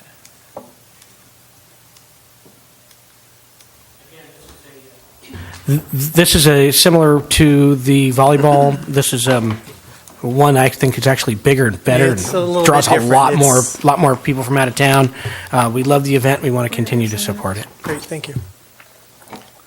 So last year they received $2,750, and the recommendation is $1,000. If you want to increase this, we can. We do have a little bit of funds left, but we did lower this specifically to ask the high school kids to raise money. See, this is a little bit different event. This is an athletic department event that the money directly goes back to the students, but it's 91 schools, over 1,000 wrestlers. We bring about 3,000, 4,000 people into Morro Bay. And the money that we use for this, that we get from you, goes to the hospitality for all of the people who come here, especially the coaches, because we know if we keep the coaches happy, they'll continue to bring their teams back and populate our hotels and come to our tournament. So we spend about $5,000 to $6,000 on just feeding the coaches a hospitality room for them. So the money that you give to us through this grant basically goes to that. It has nothing to do with the fundraising because each individual team does their own fundraising for their sports. This basically does stuff for the high school, like if we need to buy a new scoreboard or chairs for the gym, that type of stuff. It doesn't per se go to just the individual sports, it goes to the school. So this event's a little bit different than the volleyball tournament in that way. So if you want to fund the same as last year, we do have the money to do that. That would be fine. Thank you. Any public comment? We all support you. Yeah, and I just want to say, I would be in favor of supporting it at the level of last year. Thank you. Because of what it brings to the city. So, Are you making a motion, Maggie? I am making a motion to fund it at $2,750 instead of the $1,000 recommended by the committee. Okay. I'll second that. And a second by Stephen. And I'm calling for a vote. All in favor? Aye. Any opposed? thank you very much. Thank you. Great Oh, no event. problem. Thank you for being here today. Really appreciate it. And next, where we want to go? Let's do the car show. Car show, yay. And do we have Winter Bird Festival here as well? Yeah. Yes, okay. We'll do that next. So Cruise in Morro Bay, obviously we all know it's a great show. Last year, I don't have what they were. 4,500 last year. Okay, 4,500. My recommendation was to fund the same. Subcommittee was 3,000 because we were pretty tight on funds when we were doing that, but we have freed up money if you want to apply the same as last year. We do have that ability to do that. How much roughly do we have left out of the 10,000? Do we know? 5,300. And it doesn't look like the subcommittee lowered any of the other ones, I don't believe. None of the rest. That's The left. rest are all at recommendation. On that, the 4,500 last year, part of that was a kicker to help with street signage. City fees and street signage kicked in last year to where we had to provide all our own street signage, and so we hired that out last year for about $1,000 to have all that set up. The only other thing to stress is what we did with that money last year, and I mentioned it a few months ago and when we came and spoke, was we basically take that money and put it towards our ad dollars and leverage it. And such as last year, $4,500 we turned into $16,000 worth of ad coverage with in-kind and better than in-kind of donations from people like KSBY and Simply Clear Marketing. And I'm forgetting others, I'm sure. But basically each one of those pitched in and, either did matching funds or better. And we were able to leverage that into $16,000 worth of funds. So a question I have is, are you seeing the number of participants growing and the number of people attending growing, or what's the trend? It's kind of the participants themselves, that kind of fluctuates and stays around the 550 range. We can really only handle approximately 600 vehicles on the street. The actual public participants, that's kind of a whole nother animal where we try to add and put, we have TV spots and things for that. And we've seen that consistently grow to where certain times of the day you look out and all you see are heads. Obviously, 6 in the morning, you're just seeing the entrance out there filling up the streets. But yeah, we've consistently seen that grow as well. The actual participant level tends to stay around that 550, slightly over range, though the streets can't really handle too much more without starting to interfere with public and blocking out, access that really needs to be kept. I think the only time we've seen actual people that are visiting go down is when the weather is bad. 2 years ago when we had really bad rain and wind, understandable. I'd like to open the floor to any public comment. Everyone supports you. Calling for a motion. I make a motion that we fund Cruisin' Morro Bay Car Show at the $4,500 that we budgeted last year. I'll second that. Second by Stephen. Calling for a vote. All in favor? Aye. Any opposed? Nope. Moving on. We're cruising on. Winterbird Festival. Winterbird Festival. Just have to find it. Which one? Good afternoon. Hi. Michelle Roost. I'm the co-chair of the Winterbird Festival with Chris Cameron, who had to leave. So I'm here to answer any questions that you have. Sorry, I'm just trying to find your slide. We got so mixed up. Where the heck is it? Well, I'll start talking about it. So we all know this really fills rooms off season, which is great. It is over a 3-day holiday weekend. That's the only little kind of funky thing, but it does really well still. Last year, they received $6,000 from TBID. My recommendation was $5,000, as was the committee. They do a huge amount of events over this weekend. I don't know if it's over 60. It's substantial. We have 139 events scheduled for this year. It is over Martin Luther King Day weekend, but in consideration of the need, we've started our Thursday night. Now we start on Thursday night. It's early check-in at the Inn at Morro Bay, which is hugely successful. We have over 600 attendees. Our data represent that more than 2/3 of them come from out of this county, more than 50 miles away. We have usually about 10% of our attendees come from out of state. It's a huge draw. The Morro Bay Winterbird Festival is one of the best known and well attended bird festivals in all of the western states. So we have much to be proud of. Of course, it was the brainchild of Marlis McPherson 23 years ago. So we also started back in 1997.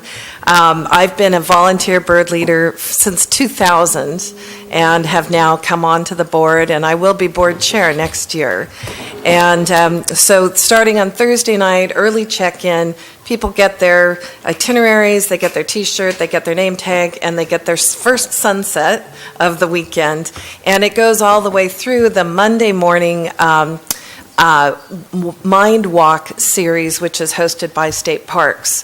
We partner with several important partners to Morro Bay too. State Parks is a standing member of our board. They do a tremendous number of events through the museum. They're docents, they're volunteers. They also host Family Day, which is on Saturday, free for children. They're our next generation birders, and we get them started right off. We also have a leadership campaign for youth bird watchers.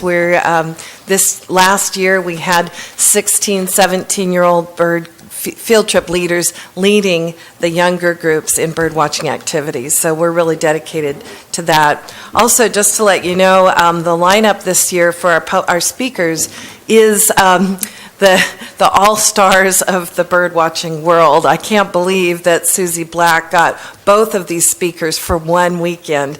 On Saturday night, we will have James Curry, who is the brand ambassador for Wildlife Safaris. He's like the rock star of bird watching. He's hosted 3 different television series internationally. So he's coming to give a talk about the most unusual birds in the world.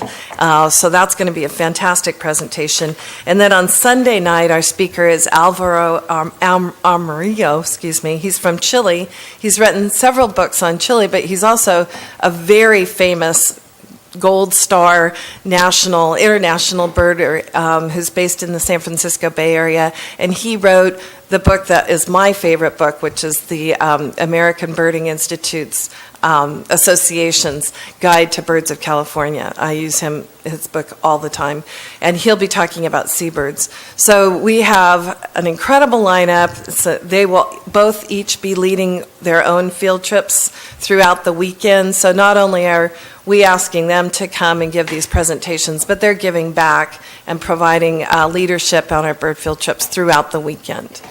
Were you able to make an agreement with the city for your fees? Were you able to Yes. get that resolved? Yes, we 'Cause did. That was We- an issue last year, were their permit fees. Yes, Scott has been wonderful. The Recreation Department has been wonderful. We have a new representative. Kelly Vandenheuvel is now the festival coordinator, and she takes over from Debbie Dinsmer, and she has a great relationship with the Parks and Rec Department, and she's got all of our venues are already lined up, so the boat trips, the kayak trips, all of those have already been lined up.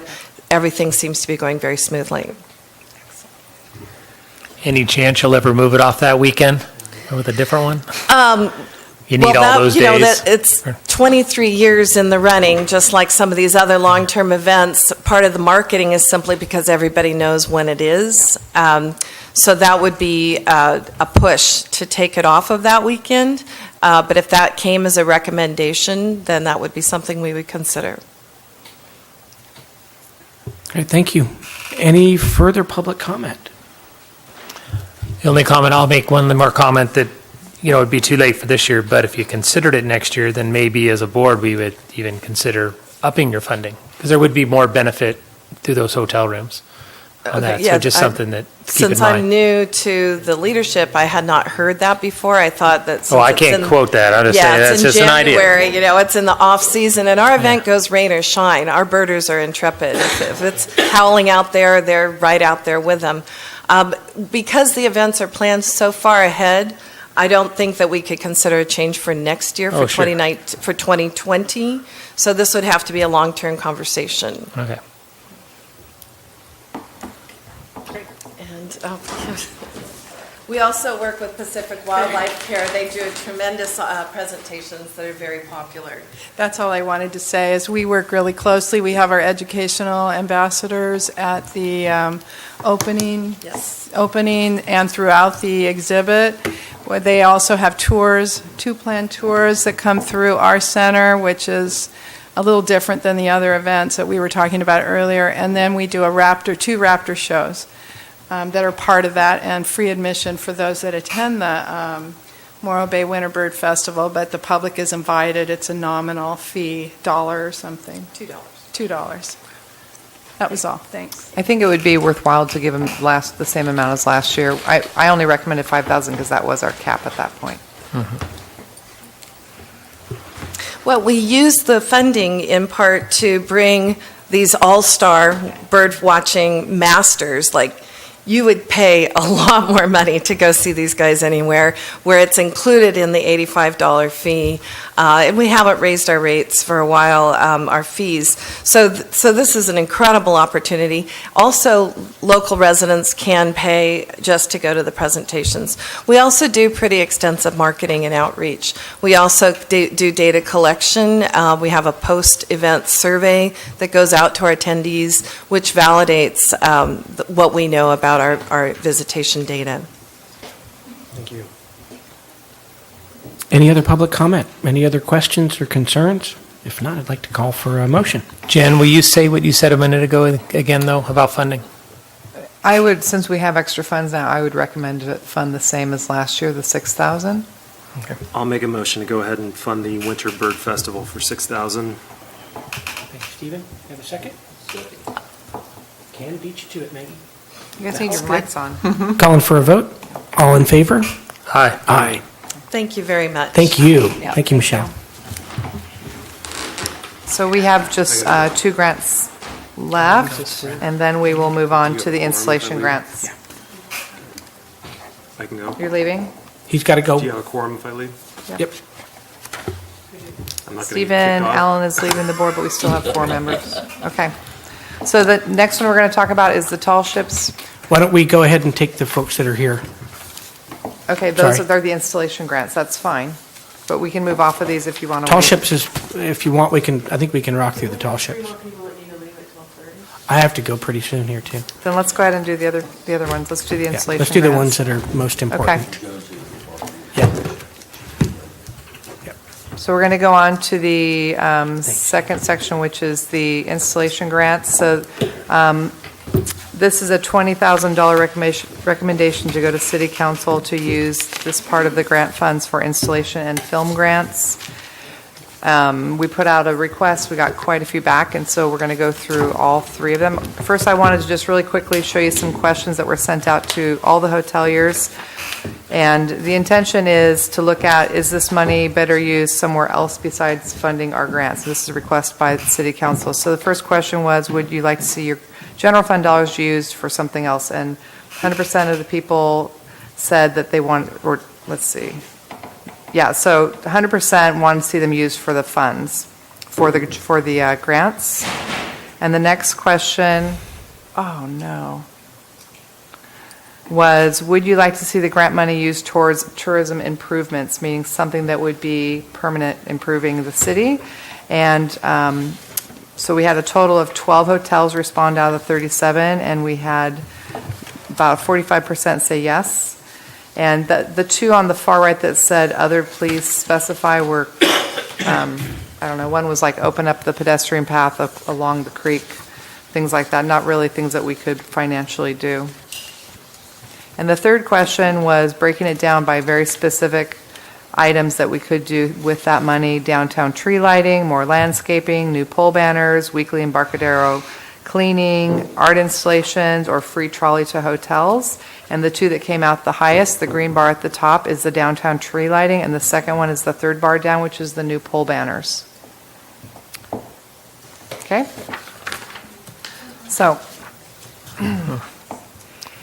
so the installation, the first installation grant was requested by the, you guys want to come up? You can come on up. This is by the Morro Bay Historical Society, and I made a mistake on my report. They have raised $10,000. This is to do plants at the Franklin Riley Park, which it's on top of the Tidelands Park. It's up on that bluff, that little narrow bluff area is what we're talking about. And so they were asking to have some money put towards that. Ready? Yeah. Yeah, my name is Glenn Silloway. I'm the president of the Historical Society of Morro Bay. Sorry it's getting so late here. I bet you're all hungry. I'm going to take as little time as possible. The Franklin Riley Park's history is that it's brand new. At the suggestion of Red Davis, about a year ago, the Historical Society took on a project to create a new park. And this one happens to be in a very historic place on the south end of the Embarcadero, overlooking Tidelands Park, connected by the stairway to Tidelands Park. It's currently a neglected 2 to 3 acre parcel, but we have been fortunate to get a $10,000 grant toward physical improvements. What we need to get started is this grant, which is aimed at design. We have an arrangement with Gardens by Gabriel, which is probably our best designer in this town, to create this for a very low cost. I would guess 80 to 90% discount on his normal rates. And what the design work would do is let us drive this project forward. It's a 4-phase project. We're going to be looking at raising $40,000, $50,000 in total, because it's not cheap to remake a park. We would have at the end of it a permanent installation that would be attractive to both tourists and residents. It would have public art, which is a high priority both for your hoteliers and for the city's general plan.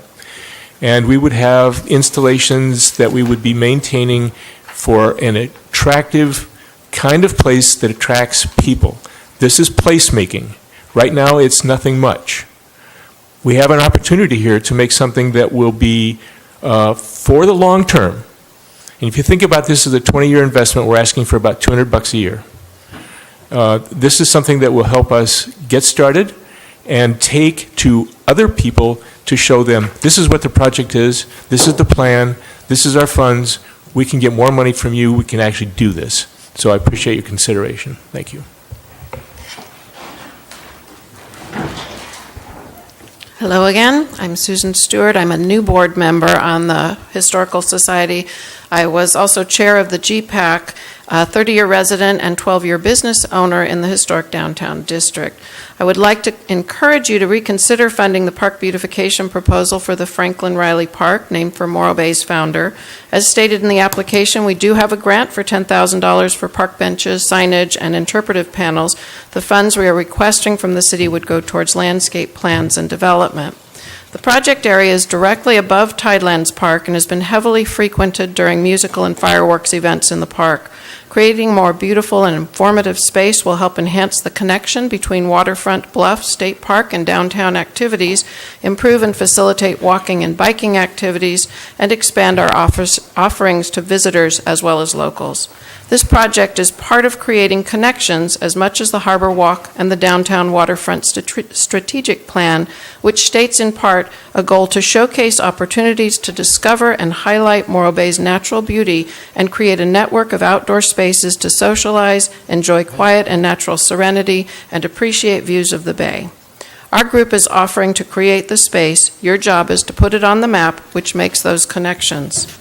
Whether we like it or not, with the proliferation of vacation rentals, our entire town has blended tourists and residents, and I firmly believe that capital improvements that make the town better for locals also makes it better for visitors. A beautiful town filled with parks for picnics, activities, and contemplation make it an even more attractive destination. Additionally, our general plan statistics showed that we were actually on the lower end of having enough park space for a community of our size, so we would be meeting some city requirements to facilitate these improvements.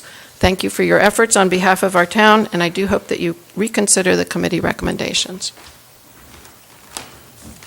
Finally, thank you for taking my comment. My name is Joan Solu, and I'm on the Historical Society Board. I've been working with community members since 2014 to establish a park in honor of Franklin Riley's name, who is our founder and who laid out the grid that most of you probably have businesses on. That grid still exists some more than 150 years later. This is our application, and we do show there that when we filled out our application for your grant form, it was noted by us and discussed by our board that there was no area that said, we have already received grant funds and are looking to use your grant funds as a match. So there was no area for us to denote that, which is why we put the $10,000 there in bright green with an asterisk, because it's referred to many more times, at least 3 more times within the application. So just wanted to go through that. You can see here that this is the budget that you have attached. The budget does show that we have received $10,000 worth of grant funds right at the very bottom under the bright green area.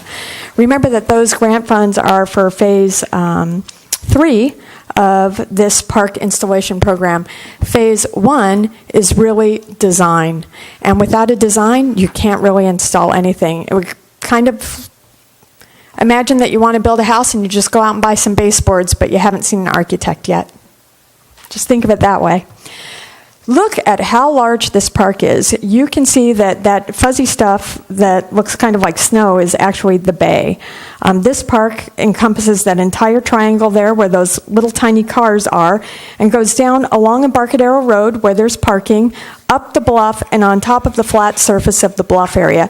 It is a rather large space, and you can see at the very end of it, at this far end, the Tidelands staircase, and that's Tidelands Park parking lot across the Embarcadero from it. So it is buttressed between 2 main corridors for tourism, which is the Tidelands Park staircase, and of course, Embarcadero.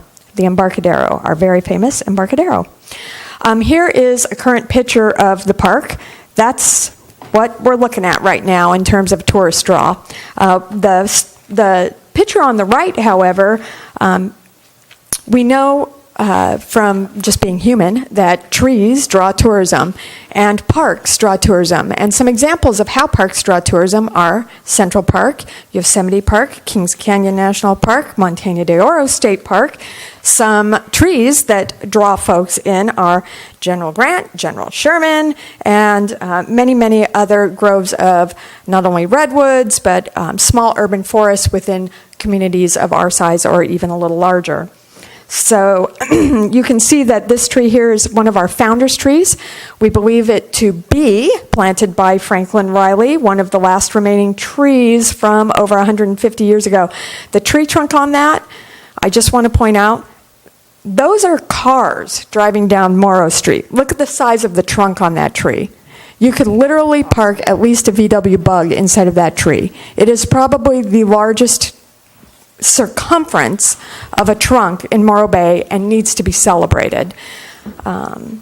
So in the future, through this design process, one of the things we'd like to do is recognize the butterflies that do hover and cluster together up in the eucalyptus trees there, and create a public art installation. These are our idea is to have a butterfly celebrating the monarch butterfly flyway that comes right through Morro Bay, and to have and these are examples of other communities that have celebrated with public art for butterflies. So in closure here, what I'd like to say to you is we would love to have full support from you with some of your discretionary funds to fully support the design phase of this project, which, as Glenn mentioned, is at about an 80 or 90% discount by the designer. He is really looking to, I think, cover just some of his fundamental fees that go along with a design of this scope and scale. And we are willing to do the legwork for the community, and we so appreciate your support here today. Thank you very much. Thank you all. Questions, comments? I have a comment on that.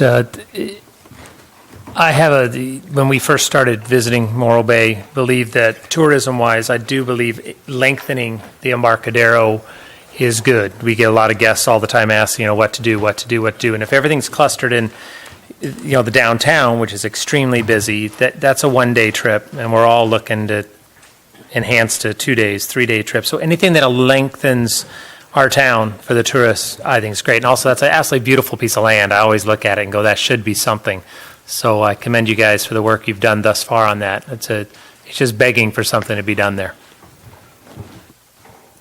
And I have a question. I never got you said you're asking for the design, but how much is it?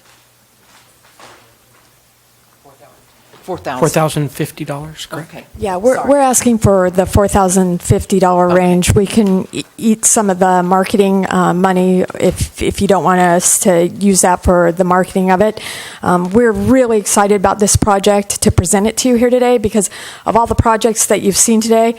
They're really terrific projects. All of the events are terrific, but they are just for this year. This is the only project that you'd be seeing that would have an impact on a lifetime of tourists. Jennifer, what's left in our discretionary? No. This is a different section. This is $20,000. We have 5 total applications that we need to look at. Okay. The other ones are substantial as well. So the discretionary, I cannot move over. Okay, so we could fund the $4,050. By changing what we currently. We would have to change the 5 that are currently. You have to look being at all the recommended. 5, We have to look at on the all 5. recommendation, there's 5 grants.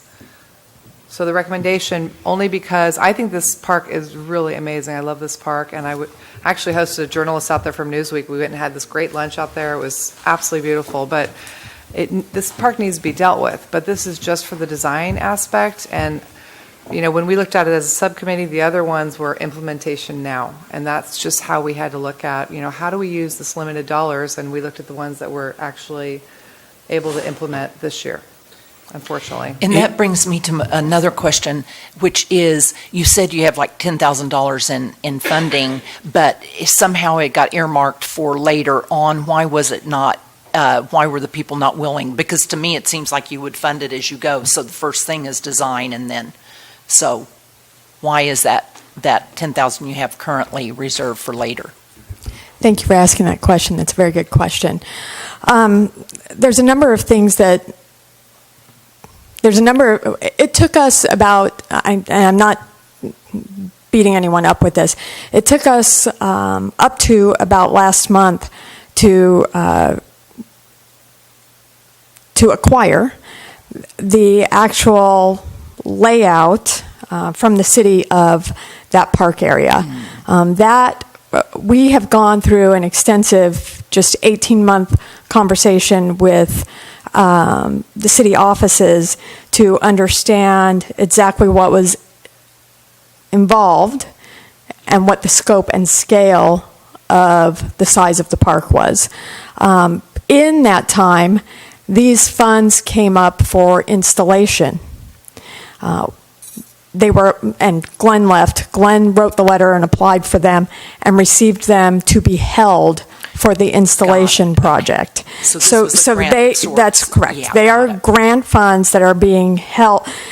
When you apply for, I don't know if you've ever applied for grants before, usually it's for a very specific project or for a very specific portion, or the folks who are granting it out specify exactly what type of project you can present, and if you're fortunate enough, you win, right?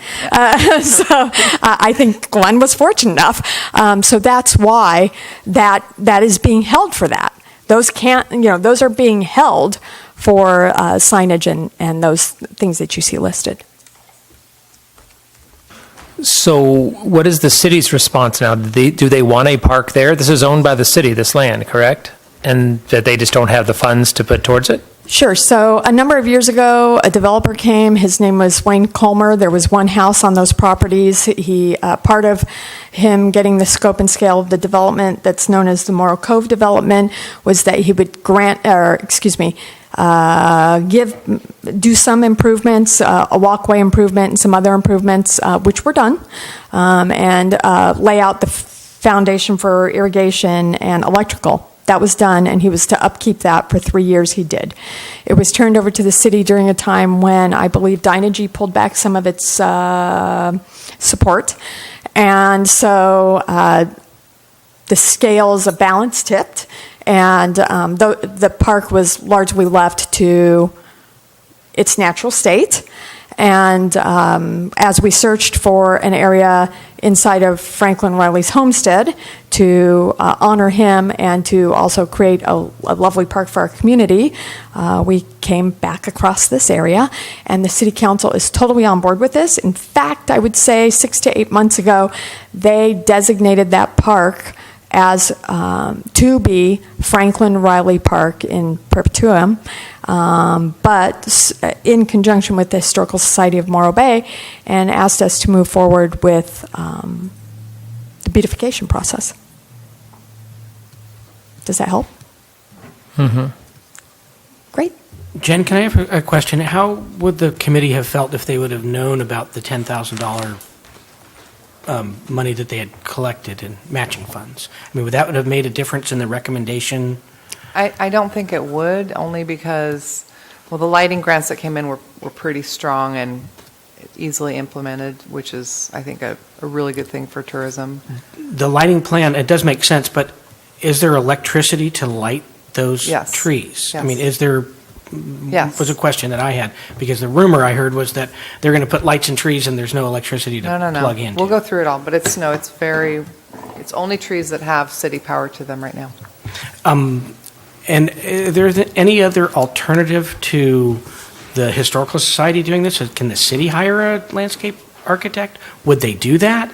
I mean, isn't Parks and Rec part of that deal? I mean, it just seems like it's falling on the shoulders of a nonprofit to do a public park in the city of Morro Bay.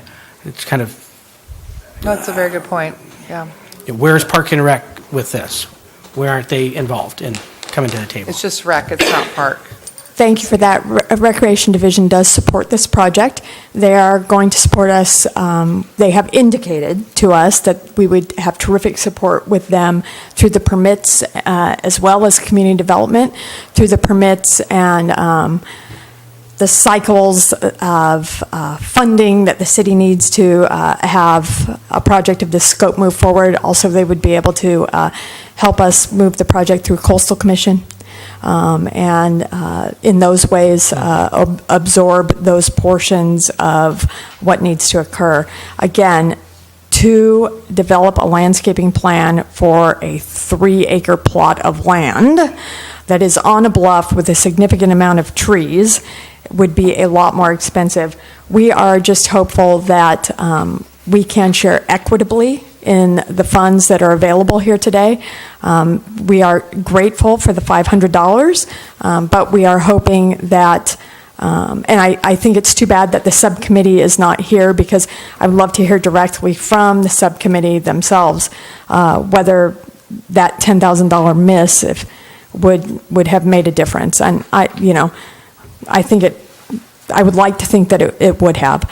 But again, we would love to share equitably in the funds for beautification, because we don't deny that every one of the projects are important to our community. But in that, we also believe that we have a very important project that we will be bringing forward that will take a number of years, and this is just the jumping off point. Thank you very much. Jan, I see that you had recommended the $4,250 for all the tree lighting to the various organizations, and then the committee bumped that up $500. It looks like you put a lot of work into determining the $4,250. Any update on how that jumped to $4,750, or is that just the committee came up with that? It was based on the total cost and the amount of trees that were available to light. So I was just reducing, because if we had done that, they would have taken the entire installation grant pretty much. So I was trying to just reduce that down where we could, focus on Morro Bay Boulevard, and allow some other money for other opportunities. Yeah, but why did they boost it up to the other? Because that's where the grant applications had it. So the grant applications have Morro Bay Boulevard and Main Street being lit, and it's a lot of money. It just is a lot of money. So if we do the committee recommendation, which is also how the grants read, the applications, it takes up pretty much the entire $20,000. I mean, this is our first time entering into this. Yeah. I think it's a really good thing for us to look at. It's general fund dollars, which we have to remember. It's a request by City Council to see if there's anything else we can do to help tourism from a beautification standpoint. And so, I mean, like I said, I love the park. I think it's really something that needs to be dealt with, but it's also long-term, like Joan said. I mean, it's got to go through coastal. This could be years before that dollar amount is ever used. So, I mean, I don't know. I think it's better off to use things that can help us right now and that we can see, especially for City Council, if we're looking at them wanting to see that we're actually showing action on things that are tourism related. I think we need things that are going to show that. Well, unfortunately, I have to go at this point, and so I don't know what we do here. And I realize I no longer that. Yes. Just vote on this one probably, right? Well, Jen, can we take where the others were bumped up, can we take some money from there by that amount and at least fund, if not the whole $4,050, at least fund 3 or 35? I mean, I'd like to see this supported. I think it's a good project and people like that area. I think it's a little more complicated. I think we have to go through the other installation grants if you want to do that and figure out where we're going to reduce them down, if you want to put money into this one. But Okay, but what I'm also hearing is we're losing our quorum because we got, pretty much everybody's got to go. We're into 4 hours, so. So we're going to need to continue, Charlie, to September. We're going to continue this meeting then till September. I'm sorry. I really would like to, and I'm going to echo, I'd really like to take the excess money, change it over to what your recommendation, and at least give them $2,500. And I would be in favor of that as well. I think that'd only be 2,000. 2,000, yeah. But, and at least that gets them started, they can get some money together to start the architectural So do you want to plan. do a motion on that? We can at least get this one done. Am I able to make a motion as such? Only unless, is that going to make approving the other ones impossible? It means you have to reduce down the amounts of the other installation grants. Right, okay, but that's a doable Like, maybe not easy, but doable. Joan, is that going to give you enough start money?